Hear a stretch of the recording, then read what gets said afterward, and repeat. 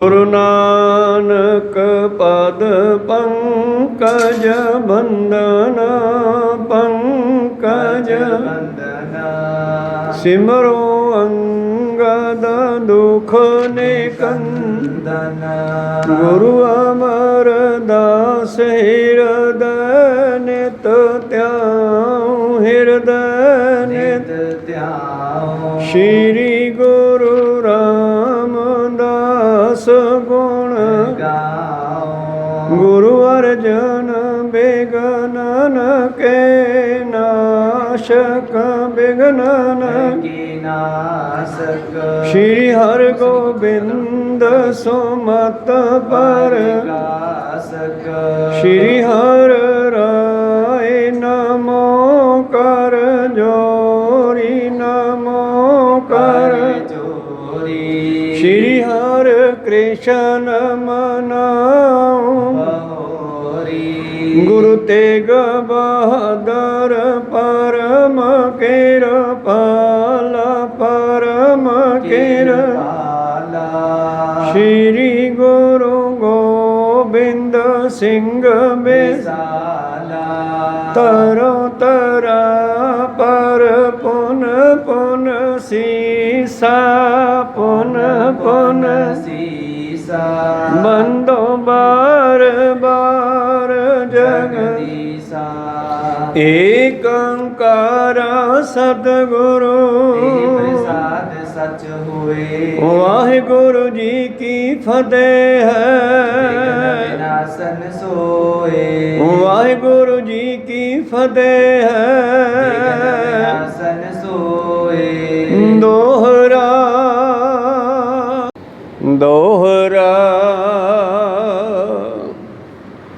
ਤਿਸ ਵੀ ਬਹਾਏ ਕਰਨ ਬਚਾਵਾ ਸ਼੍ਰੀ ਬਨੋਦ ਸਿੰਘ ਝੜਕ ਹਟਾਵਾ।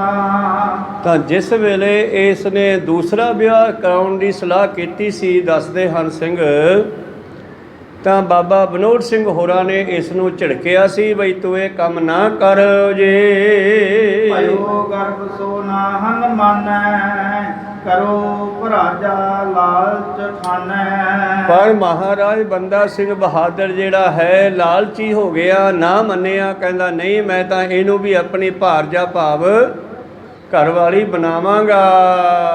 ਬੇਮੁਖ ਲਗ ਕਰ ਬਾਬੇ ਤਬੈ ਬੈਠੇ ਹੁਤੇ ਬਲੋਕਤ ਸਬੈ। ਤਾਂ ਸਿੰਘ ਬੈਠੇ ਵੇਖ ਰਹੇ ਸੀ ਬਈ ਹੁਣੇ ਸਾਡੀ ਗੱਲ ਮੰਨਣੋਂ ਹਟ ਗਿਆ ਤੇ ਗੁਰੂ ਦੇ ਬਚਨਾਂ ਤੋਂ ਵੀ ਬੇਮੁਖ ਹੋ ਗਿਆ ਜੀ। ਹੱਥ ਹੇਤ ਕਰੋਧ ਕਰ ਸਾਥ ਧਰਿਓ ਖੜਕ ਕਬਜੇ ਪਰ ਹਾਥ।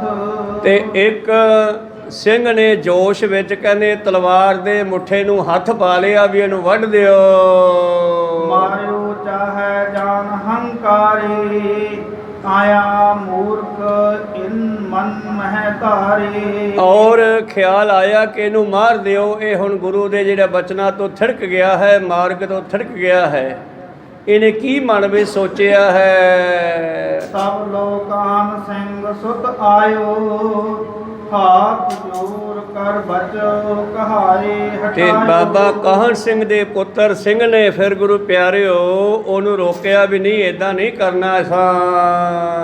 ਇਸੇ ਨ ਮਾਰੋ ਉਚਿਤ ਨ ਹਾਮੈ ਕਟੇ ਤੇਜ ਪੂਰਜੋ ਅਬ ਸਮੈ। ਔਰ ਗੁਰੂ ਪਿਆਰਿਓ ਮਨੁੱਖ ਦੇ ਲੱਛਣਾਂ ਤੋਂ ਪਤਾ ਲੱਗ ਜਾਂਦਾ ਹੈ ਵੀ ਹੁਣ ਇਹ ਜਿਹੜਾ ਹੈ ਚੜ੍ਹਦੀ ਕਲਾ ਵੱਲ ਜਾ ਰਿਹਾ ਜਾਂ ਢਹਿੰਦੀ ਕਲਾ ਵੱਲ ਜਾ ਰਿਹਾ।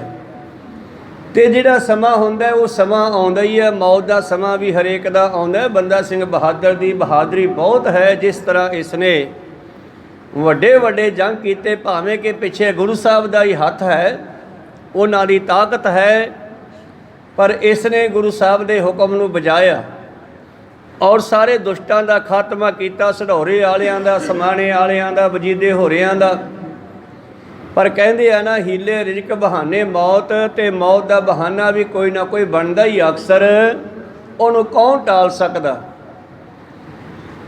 ਤਾਂ ਸਿੰਘ ਕਹਿਣ ਲੱਗੀ, ਆਪਸ ਵਿੱਚ ਗੱਲਾਂ ਕਰਦੇ ਸਨ ਬਈ ਤੁਸੀਂ ਇਹ ਕੰਮ ਨਾ ਕਰੋ, ਆਪਾਂ ਇਹਨੂੰ ਨਹੀਂ ਮਾਰਨਾ, ਇਹਨੇ ਆਪ ਹੀ ਮਰ ਜਾਣਾ ਹੈ। ਹੁਣ ਇਹਦਾ ਤੇਜ ਪ੍ਰਤਾਪ, ਇਹਦੀ ਜਿਹੜੀ ਹੈ ਪਾਵਰ ਉਹ ਘਟ ਜਾਣੀ ਹੈ। ਪੂਜਿਓ ਅਬ ਸਮੇਂ, ਇਹਦਾ ਸਮਾਂ ਪੂਰਾ ਹੋਇਆ ਲੱਗਦਾ ਹੈ ਜੀ। ਸਤਿਗੁਰ ਹਿਰਦ ਸਹਾਇ ਸੰਗ ਕੀਨੇ, ਸਾਹਿਬ ਜਾਤ ਦੀਨ ਪਲਟਾ ਲੀਨੇ। ਔਰ ਸਤਿਗੁਰਾਂ ਨੇ ਸਹਾਇਤਾ ਕੀਤੀ ਤੇ ਸਾਨੂੰ ਇਸ ਦੀ ਸਹਾਇਤਾ ਵਾਸਤੇ ਇਹਦੇ ਨਾਲ ਭੇਜਿਆ ਹੈ। ਔਰ ਇਸ ਨੇ ਗੁਰਾਂ ਦੇ ਹੁਕਮ ਅੰਦਰ ਚੱਲਦੇ ਹੋਏ ਹੁਣ ਤੱਕ ਠੀਕ ਚੱਲਿਆ ਹੈ। ਛੋਟੇ ਸਾਹਿਬਜ਼ਾਦਿਆਂ ਦਾ ਬਦਲਾ ਵੀ ਲੈ ਲਿਆ ਹੈ ਜੀ। ਆਪਣੋ ਹੱਥ ਛੋਡੋ ਜਾਂ ਪਰ, ਭਲੇ ਨਾ ਬਾਤ ਵਿਚਾਰ ਲਿਓ ਔਰ। ਜੇ ਆਪਾਂ ਹੀ ਇਸ ਤੇ ਆਪਣਾ ਹੱਥ ਛੱਡਾਂਗੇ, ਭਾਵ ਤਲਵਾਰ ਚਲਾਵਾਂਗੇ, ਤੇ ਇਹ ਗੱਲ ਚੰਗੀ ਨਹੀਂ ਹੈ ਆਪਣੇ ਵਾਸਤੇ। ਆਪਾਂ ਇਸ ਨੂੰ ਮਾਰਨਾ ਨਹੀਂ ਹੈਗਾ।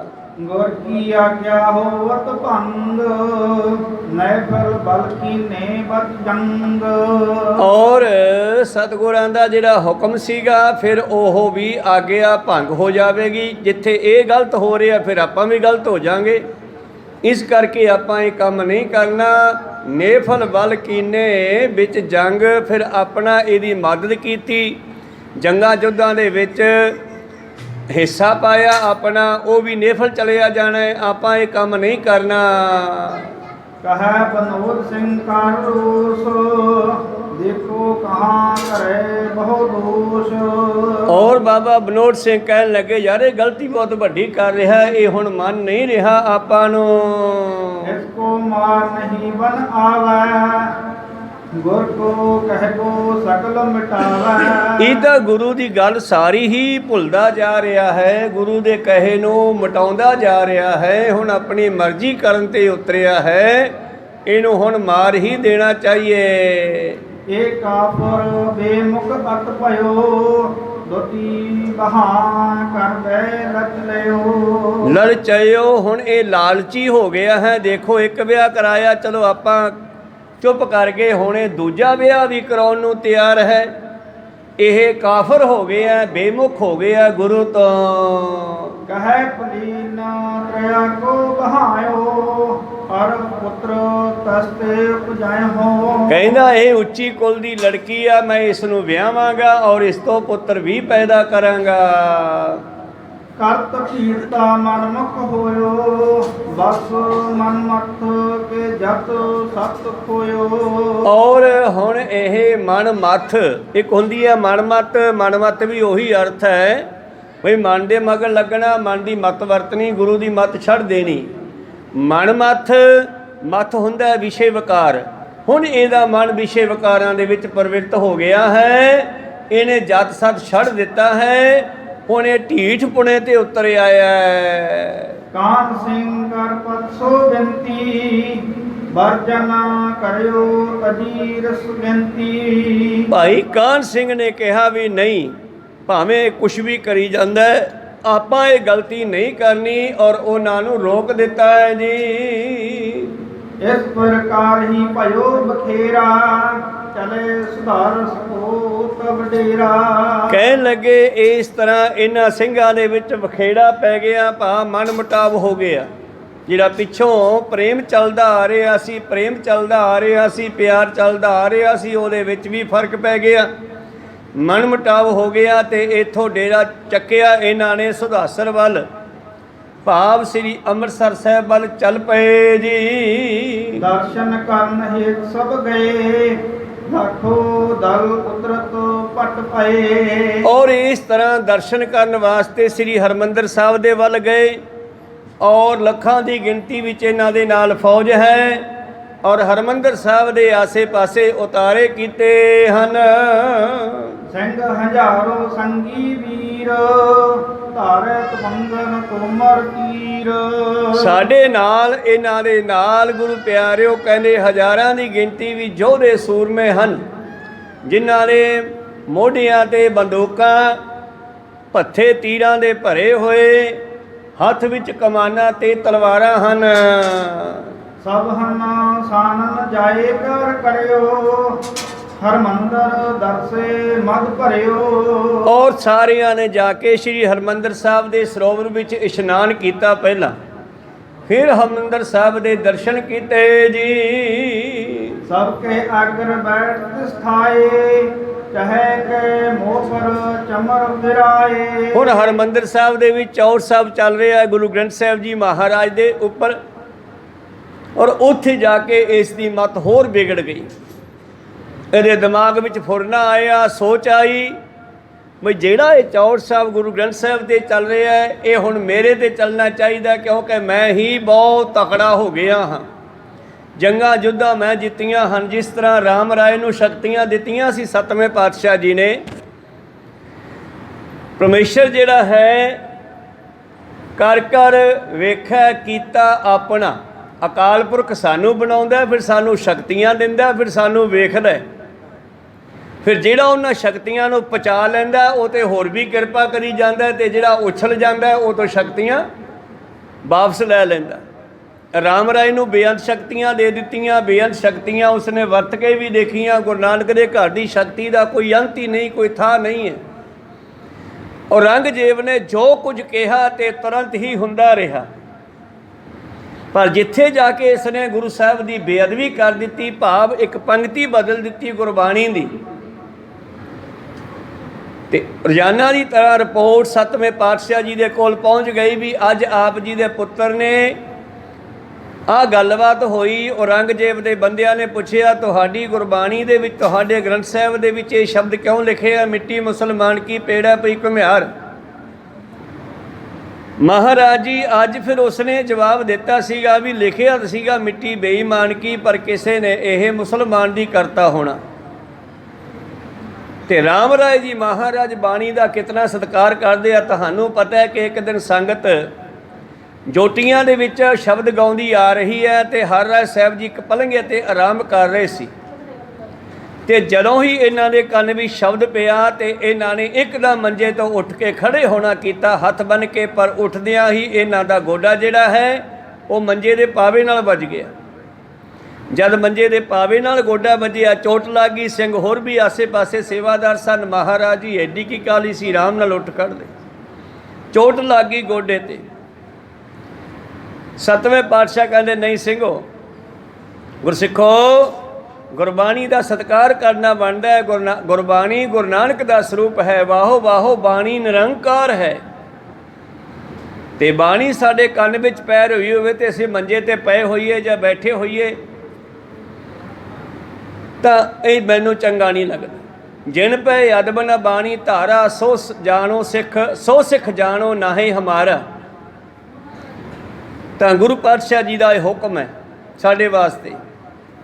ਗੁਰੂ ਕਿਰਪਾ ਕਰਨ ਸਾਨੂੰ ਵੀ ਸੋਝੀ ਆਵੇ। ਤਾਂ ਉਸ ਵੇਲੇ ਰਾਮ ਰਾਏ ਨੂੰ ਫਿਰ ਕਹਿ ਦਿੱਤਾ ਸੀਗਾ ਵੀ ਜਿੱਧਰ ਇਹਦਾ ਮੂੰਹ ਹੈ ਉੱਧਰ ਚਲਿਆ ਜਾਵੇ, ਹੁਣ ਮੇਰੇ ਕੋਲ ਨਾ ਆਵੇ। ਉਹਨੂੰ ਕਹਿ ਦਿਓ ਉਹਨੇ ਬਾਣੀ ਦੀ ਪੰਕਤੀ ਉਲਟਾਈ ਹੈ, ਤੇ ਜਦੋਂ ਜਦੋਂ ਕਿਸੇ ਨੇ ਸ਼ਕਤੀ ਨੂੰ ਲੈ ਕਰਕੇ ਉਸ ਦਾ ਦੁਰਉਪਯੋਗ ਕੀਤਾ, ਧੰਨ ਗੁਰੂ ਗੋਬਿੰਦ ਸਿੰਘ ਮਹਾਰਾਜ ਜੀ ਤੋਂ ਬਾਅਦ ਮੁਗਲਾਂ ਦਾ ਰਾਜ ਚੱਲ ਰਿਹਾ ਸੀ। ਇਹਨੂੰ ਤਾਂ ਪਾਤਸ਼ਾਹ ਨੇ ਸ਼ਰਾਪ ਨਹੀਂ ਦਿੱਤਾ ਸੀ ਖਤਮ ਹੋਣ ਦਾ। ਉਸ ਤੋਂ ਪਹਿਲਾਂ ਨੌਵੇਂ ਪਾਤਸ਼ਾਹ ਜੀ ਨੇ ਕਹਿ ਦਿੱਤਾ ਸੀਗਾ, ਜਿਸ ਵੇਲੇ ਦਿੱਲੀ ਦੇ ਵਿੱਚ ਸਨ, ਉਸ ਹਵੇਲੀ ਦੇ ਉੱਪਰ ਘੁੰਮ ਰਹੇ ਸੀ, ਤੇ ਕਿਸੇ ਕਾਜੀ ਨੇ ਔਰੰਗੇ ਨੂੰ ਕਹਿਤਾ ਵੀ ਜਿਹੜਾ ਸਿੱਖਾਂ ਦਾ ਗੁਰੂ ਹੈ, ਪੀਰ ਹੈ, ਇਹ ਆਪਣੀਆਂ ਬੇਗਮਾਂ ਵੱਲ ਦੇਖਦਾ, ਕੋਠੇ 'ਤੇ ਘੁੰਮਦਾ ਹੋਇਆ, ਹਵੇਲੀ 'ਤੇ ਘੁੰਮਦਾ ਹੋਇਆ। ਤੇ ਕਿਸੇ ਨੇ ਆ ਕੇ ਸਵਾਲ ਕਰਤਾ ਵੀ ਤੁਸੀਂ ਇੱਥੇ ਕਿਉਂ ਘੁੰਮ ਰਹੇ ਹੋ ਹਵੇਲੀ 'ਤੇ? ਤੇ ਗੁਰੂ ਤੇਗ ਬਹਾਦਰ ਜੀ ਕਹਿੰਦੇ, ਮੈਂ ਦੇਖ ਰਿਹਾ ਮੇਰਾ ਟੋਪੀ ਵਾਲਾ ਸਿੱਖ ਆ ਰਿਹਾ ਹੈ। ਭਾਵ ਮੁਗਲਾਂ ਦੇ ਜਾਣ ਦੀ ਇੱਥੋਂ ਹੀ ਨੀਂਹ ਰੱਖੀ ਗਈ। ਟੋਪੀ ਵਾਲੇ ਸਿੱਖ ਤੋਂ ਮਤਲਬ ਸੀਗਾ ਅੰਗਰੇਜ਼। ਮੇਰਾ ਟੋਪੀ ਵਾਲਾ ਸਿੱਖ ਆ ਰਿਹਾ ਹੈ ਔਰ ਉਹ ਰਾਜ ਕਰੇਗਾ।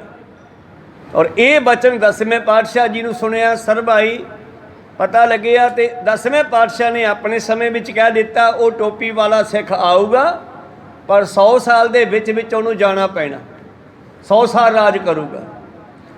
ਅੰਗਰੇਜ਼ਾਂ ਨੇ ਜ਼ੋਰ ਲਾ ਲਿਆ। ਇਹ ਬਚਨ 100 ਸਾਖੀ ਵਿੱਚ ਲਿਖਿਆ ਹੋਇਆ ਸੀਗਾ। ਅੰਗਰੇਜ਼ਾਂ ਨੇ ਉਹ 100 ਸਾਖੀ ਵੀ ਜ਼ਬਤ ਕਰਤੀ, ਬਈ ਨਾ ਸਿੱਖਾਂ ਨੂੰ ਪਤਾ ਲੱਗੇ ਤੇ ਨਾ ਸਾਨੂੰ ਇਹ ਸਿੱਖ ਕੱਢਣ ਦੀ ਕੋਸ਼ਿਸ਼ ਕਰਨ। ਜਿਹੜੀ ਓਰੀਜਨਲ ਸਾਖੀ ਸੀ ਉਹ ਉੱਥੇ ਲੰਡਨ ਲੈ ਗਏ ਸੀਗੇ, ਜਿਸ ਵਿੱਚ ਪਾਤਸ਼ਾਹ ਨੇ ਭਵਿੱਖਬਾਣੀ ਕੀਤੀ ਸੀ ਵੀ ਇਹ 100 ਸਾਲ ਰਹਿਣਗੇ, ਤੇ ਅਖੀਰ ਉਹਨਾਂ ਨੂੰ 100 ਸਾਲਾਂ ਬਾਅਦ ਜਾਣਾ ਪਿਆ। ਉਹਨਾਂ ਨੇ ਵੀ ਆਪਣੀ ਸ਼ਕਤੀ ਦੀ ਦੁਰਵਰਤੋਂ ਕੀਤੀ। ਗੁਰੂ ਪਿਆਰਿਓ, ਜਿਸ ਵੇਲੇ ਉਹਨਾਂ ਨੇ ਹਰਿਮੰਦਰ ਸਾਹਿਬ ਦੇ ਸਾਹਮਣੇ ਬਾਗ ਦੇ ਵਿੱਚ ਗੋਲੀਆਂ ਚਲਾਈਆਂ ਆਪਣੇ ਭਾਰਤ ਵਾਸੀਆਂ ਦੇ ਉੱਤੇ, ਤੇ ਉਸ ਵੇਲੇ ਫਿਰ ਅਕਾਲ ਪੁਰਖ ਨੇ ਪਾਵਰ ਦਿੱਤੀ ਊਧਮ ਸਿੰਘ ਨੂੰ। ਸੁਨਾਮ ਦੇ ਵਿੱਚ ਪੈਦਾ ਹੋਇਆ। ਜੇ ਸੁਨਾਮ ਨੂੰ ਸਤਿਗੁਰੂ ਗੋਬਿੰਦ ਸਿੰਘ ਨੇ ਕਿਹਾ ਸੀਗਾ ਬਈ ਸੁਨਾਮ ਤੇ ਹਮਲਾ ਨਹੀਂ ਕਰਨਾ, ਉੱਥੇ ਸਾਡਾ ਇੱਕ ਫਕੀਰ ਵਸਦਾ, ਉਹ ਸੁਨਾਮ 'ਚ ਸ਼ਹੀਦ ਊਧਮ ਸਿੰਘ ਪੈਦਾ ਹੋਇਆ। ਤੇ ਉਸ ਗੋਲੀਆਂ ਚਲਾਉਣ ਵਾਲੇ ਅਫਸਰ ਦਾ ਵਾਪਸ ਉਹਦੇ ਕੋਲ ਜਾ ਕੇ ਉਹਦਾ ਖਾਤਮਾ ਕੀਤਾ। ਅੰਗਰੇਜ਼ਾਂ ਨੂੰ 100 ਸਾਲਾਂ ਬਾਅਦ ਇੱਥੋਂ ਦਾ ਰਾਜ ਛੱਡ ਕੇ ਜਾਣਾ ਪਿਆ। ਅੰਗਰੇਜ਼ਾਂ ਤੋਂ ਬਾਅਦ ਭਾਰਤ ਵਾਸੀਆਂ ਕੋਲੇ ਰਾਜ ਆਇਆ। ਉਹਨਾਂ ਨੇ 60-70 ਸਾਲ ਰਾਜ ਕੀਤਾ, 50-60 ਸਾਲ ਰਾਜ ਕੀਤਾ।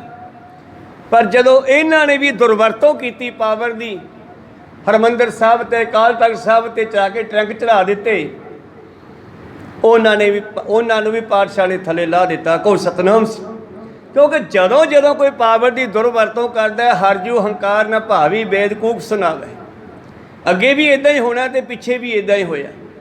ਮੁਗਲਾਂ ਨੇ ਵੀ ਦੁਰਵਰਤੋਂ ਕੀਤੀ ਪਾਵਰ ਦੀ, ਭਾਰਤ ਵਾਸੀਆਂ ਨੂੰ ਮੁਸਲਮਾਨ ਬਣਾਉਣਾ ਸ਼ੁਰੂ ਕੀਤਾ, ਤੇ ਅਖੀਰ ਉਹਨਾਂ ਮੁਗਲਾਂ ਦਾ ਵੀ ਖਾਤਮਾ ਹੋ ਗਿਆ। ਅਕਾਲ ਪੁਰਖ ਨੇ ਇਹ ਰੰਗ ਬਰੰਗੀ ਦੁਨੀਆ ਬਣਾਈ ਹੈ। ਜਦੋਂ ਕਿ ਆਪਣੀ ਮਰਜ਼ੀ ਕਰਦਾ, ਪਰਮੇਸ਼ਰ ਨੂੰ ਉਹ ਭਾਉਂਦਾ ਨਹੀਂ, ਤੇ ਪਰਮੇਸ਼ਰ ਉਹਨਾਂ ਦੀ ਸਫਾ ਬਲੇਟ ਦਿੰਦਾ। ਇਸੇ ਤਰ੍ਹਾਂ ਹੀ ਅੱਜ ਬੰਦਾ ਸਿੰਘ ਬਹਾਦਰ ਨੂੰ ਬੜੀ ਪਾਵਰ ਦਿੱਤੀ ਹੈ ਪ੍ਰੀਤਮ ਨੇ, ਪਰ ਨਾਲ ਅਗਾਊਂ ਇਸ ਨੂੰ ਅਲਰਟ ਵੀ ਕੀਤਾ ਸੀਗਾ ਬਈ ਜੇ ਤੂੰ ਇਹਨਾਂ ਸਿੰਘਾਂ ਦੇ ਨਾਲ ਮਿਲ ਕੇ ਚੱਲੇਗਾ, ਇਹਨਾਂ ਦੇ ਸਲਾਹ ਮਸ਼ਵਰੇ ਮੁਤਾਬਕ ਚੱਲੇਗਾ, ਤੇਰਾ ਬਾਲ ਬਿੰਗਾ ਨਹੀਂ ਹੋਊਗਾ। ਪਰ ਜਦ ਤੂੰ ਆਪਣੀ ਮਨਮਰਜ਼ੀ ਕਰੇਗਾ, ਲਗੋਟ ਦਾ ਜਤੀ ਸਤੀ ਨਹੀਂ ਰਹੇਗਾ, ਤੇ ਫੇਰ ਕੁਠਾਲੀ ਗਲ ਜਾਵੇਗੀ। ਤਾਂ ਅੱਜ ਉਹ ਗੱਲ ਹੋਣ ਵਾਲੀ ਆ, ਹੋਣ ਲੱਗੀ ਆ। ਸਿੰਘਾਂ ਨੇ ਕਿਹਾ ਕਿ ਇਹਦਾ ਸਮਾਂ ਆ ਗਿਆ, ਸਾਨੂੰ ਇਹਨੂੰ ਮਾਰਨ ਦੀ ਲੋੜ ਨਹੀਂ ਪੈਣੀ, ਇਹਦਾ ਆਪੇ ਹੀ ਪ੍ਰਤਾਪ ਜਿਹੜਾ ਹੈ ਉਹ ਘਟ ਜਾਣਾ। ਇਹ ਹੁਣ ਢੀਠਤਾ ਤੇ ਉਤਰ ਆਇਆ ਹੈ ਜੀ। ਇਸ ਪ੍ਰਕਾਰ ਹੀ ਭਇਓ ਬਖੇਰਾ, ਚਲੇ ਸੁਧਾਰ ਸੋ ਤਬ ਡੇਰਾ। ਤਾਂ ਇਸ ਤਰ੍ਹਾਂ ਇਹਨਾਂ ਦੇ ਵਿੱਚ ਬਖੇੜਾ ਪੈਦਾ ਹੋ ਗਿਆ, ਮਨ ਮੁਟਾਵ ਪੈਦਾ ਹੋ ਗਿਆ, ਤੇ ਚਲਦੇ ਚਲਦੇ ਹਰਿਮੰਦਰ ਸਾਹਿਬ ਵੱਲ ਚੱਲ ਪਏ ਜੀ। ਦਰਸ਼ਨ ਕਰਨ ਹੇਤ ਸਭ ਗਏ, ਲੱਖੋ ਦਲ ਉਤਰਤ ਭਟ ਭਏ। ਔਰ ਅੰਮ੍ਰਿਤਸਰ ਦੇ ਇਲਾਕੇ ਦੇ ਵਿੱਚ ਲੱਖਾਂ ਦੀ ਗਿਣਤੀ ਵਿੱਚ ਦਲ ਭਾ ਫੌਜਾਂ ਉਤਰੀਆਂ। ਸਿੰਘ ਹਜ਼ਾਰੋ ਸੰਗੀ ਵੀਰ, ਭਾਰਤ ਭੰਗਣ ਕੋ ਮਾਰ ਤੀਰ। ਔਰ ਹਜ਼ਾਰਾਂ ਹੀ ਗਿਣਤੀ ਵਿੱਚ ਸਿੰਘ ਜਿਹੜੇ ਹਨ ਸ਼ਸਤਰ ਧਾਰੀ ਜਾ ਉਤਰੇ ਹਰਿਮੰਦਰ ਸਾਹਿਬ ਦੀ ਪ੍ਰਕਰਮਾ ਦੇ ਵਿੱਚ। ਸਭ ਹਨ ਨਾਹਨ ਜਾਏ ਕਰ ਕਰਿਓ, ਹਰਿਮੰਦਰ ਦਰਸੇ ਮਦ ਭਰਿਓ। ਔਰ ਸਾਰਿਆਂ ਨੇ ਫਿਰ ਪਹਿਲਾਂ ਸ਼੍ਰੀ ਹਰਿਮੰਦਰ ਸਾਹਿਬ ਜੀ ਦੇ ਅੰਮ੍ਰਿਤ ਸਰੋਵਰ ਦੇ ਵਿੱਚ ਇਸ਼ਨਾਨ ਕੀਤੇ ਹਨ। ਇਸ਼ਨਾਨ ਕਰਨ ਤੋਂ ਬਾਅਦ ਦਰਸ਼ਨ ਕਰਦੇ ਹਨ। ਸਭ ਕੇ ਅਗਰ ਬੈਠ ਸਥਾਏ, ਚਾਹੇ ਕੋਮ ਪਰ ਚਮਰ ਵਿਰਾਏ। ਔਰ ਫਿਰ ਬੈਠ ਕੇ ਬੰਦਾ ਸਿੰਘ ਬਹਾਦਰ ਹੁਣ ਇਹਦਾ ਸਤਿਕਾਰ ਤਾਂ ਸਾਰੇ ਕਰਦੇ ਸਨ। ਇਹ ਉੱਚੇ ਥਾਂ ਤੇ ਕਿਤੇ ਬੈਠ ਗਿਆ ਹੈ, ਔਰ ਸਾਰੇ ਸਿੰਘਾਂ ਨੂੰ ਕਹਿਣ ਲੱਗਿਆ ਬਈ ਮੇਰੇ ਉੱਤੇ ਚੌਰ ਕਰੋ। ਸਭ ਮੈਂ ਮੁਖ ਸਿੱਖ ਹੂੰ ਮੈਂ ਗੁਰ ਕੋ, ਪੂਰਨ ਕਰਿਓ ਮਨੋਰਥ ਔਰ ਕੋ। ਔਰ ਮੈਂ ਗੁਰੂ ਦਾ ਸਾਜਿਆ ਹੋਇਆ ਸਾਰੇ ਸਿੱਖਾਂ ਤੋਂ ਵੱਡਾ ਹਾਂ, ਮੁਖੀ ਹਾਂ, ਔਰ ਮੈਂ ਗੁਰੂ ਦਾ ਜਿਹੜਾ ਮਨੋਰਥ ਸੀ ਉਹ ਪੂਰਾ ਕੀਤਾ ਹੈ, ਤਾਂ ਕਿ ਮੈਂ ਵੱਡਾ ਹਾਂ ਤੇ ਮੇਰੇ ਤੇ ਚੌਰ ਝੁਲਣਾ ਚਾਹੀਏ। ਸਭ ਕੇ ਕਰਿਓ ਮੋਹ ਅਵਗਾਨੀ, ਮੇਰੀ ਘਾਲ ਗੁਰੂ ਔਰ ਭਾਨੀ। ਗੁਰੂ ਨੂੰ ਘਾਲ ਸਾਡੀ ਭਾਉਂਦੀ ਹੈ, ਨਿਮਰਤਾ ਸਹਿਤ, ਹੰਕਾਰ ਨਾਲ ਨਹੀਂ ਪਾਉਂਦੀ। ਪਾਤਸ਼ਾਹ ਕਹਿੰਦੇ ਨਿਸ਼ਕਾਮ ਭਾਵ ਨਾਲ ਜਦੋਂ ਸਿੱਖ ਸੇਵਾ ਕਰਦਾ ਹੈ ਉਹ ਪ੍ਰਵਾਨ ਹੁੰਦਾ ਹੈ। ਜਦੋਂ ਹੰਕਾਰ ਕਰਦਾ ਹੈ ਫਿਰ ਉਸ ਹੰਕਾਰ ਦੀ ਅੱਗ ਐਸੀ ਅੱਗ ਹੈ ਜਿਵੇਂ ਲੱਖਾਂ ਮਣ ਲੱਕੜਾਂ ਨੂੰ ਇੱਕ ਅੱਗ ਦੀ ਤੀਲੀ ਸਾੜ ਕੇ ਸਵਾਹ ਕਰ ਦਿੰਦੀ ਹੈ ਨਾ, ਇਸੇ ਤਰ੍ਹਾਂ ਹੀ ਹੰਕਾਰ ਸਾਡੀਆਂ ਚੰਗਿਆਈਆਂ ਨੂੰ ਖਤਮ ਕਰ ਦਿੰਦਾ।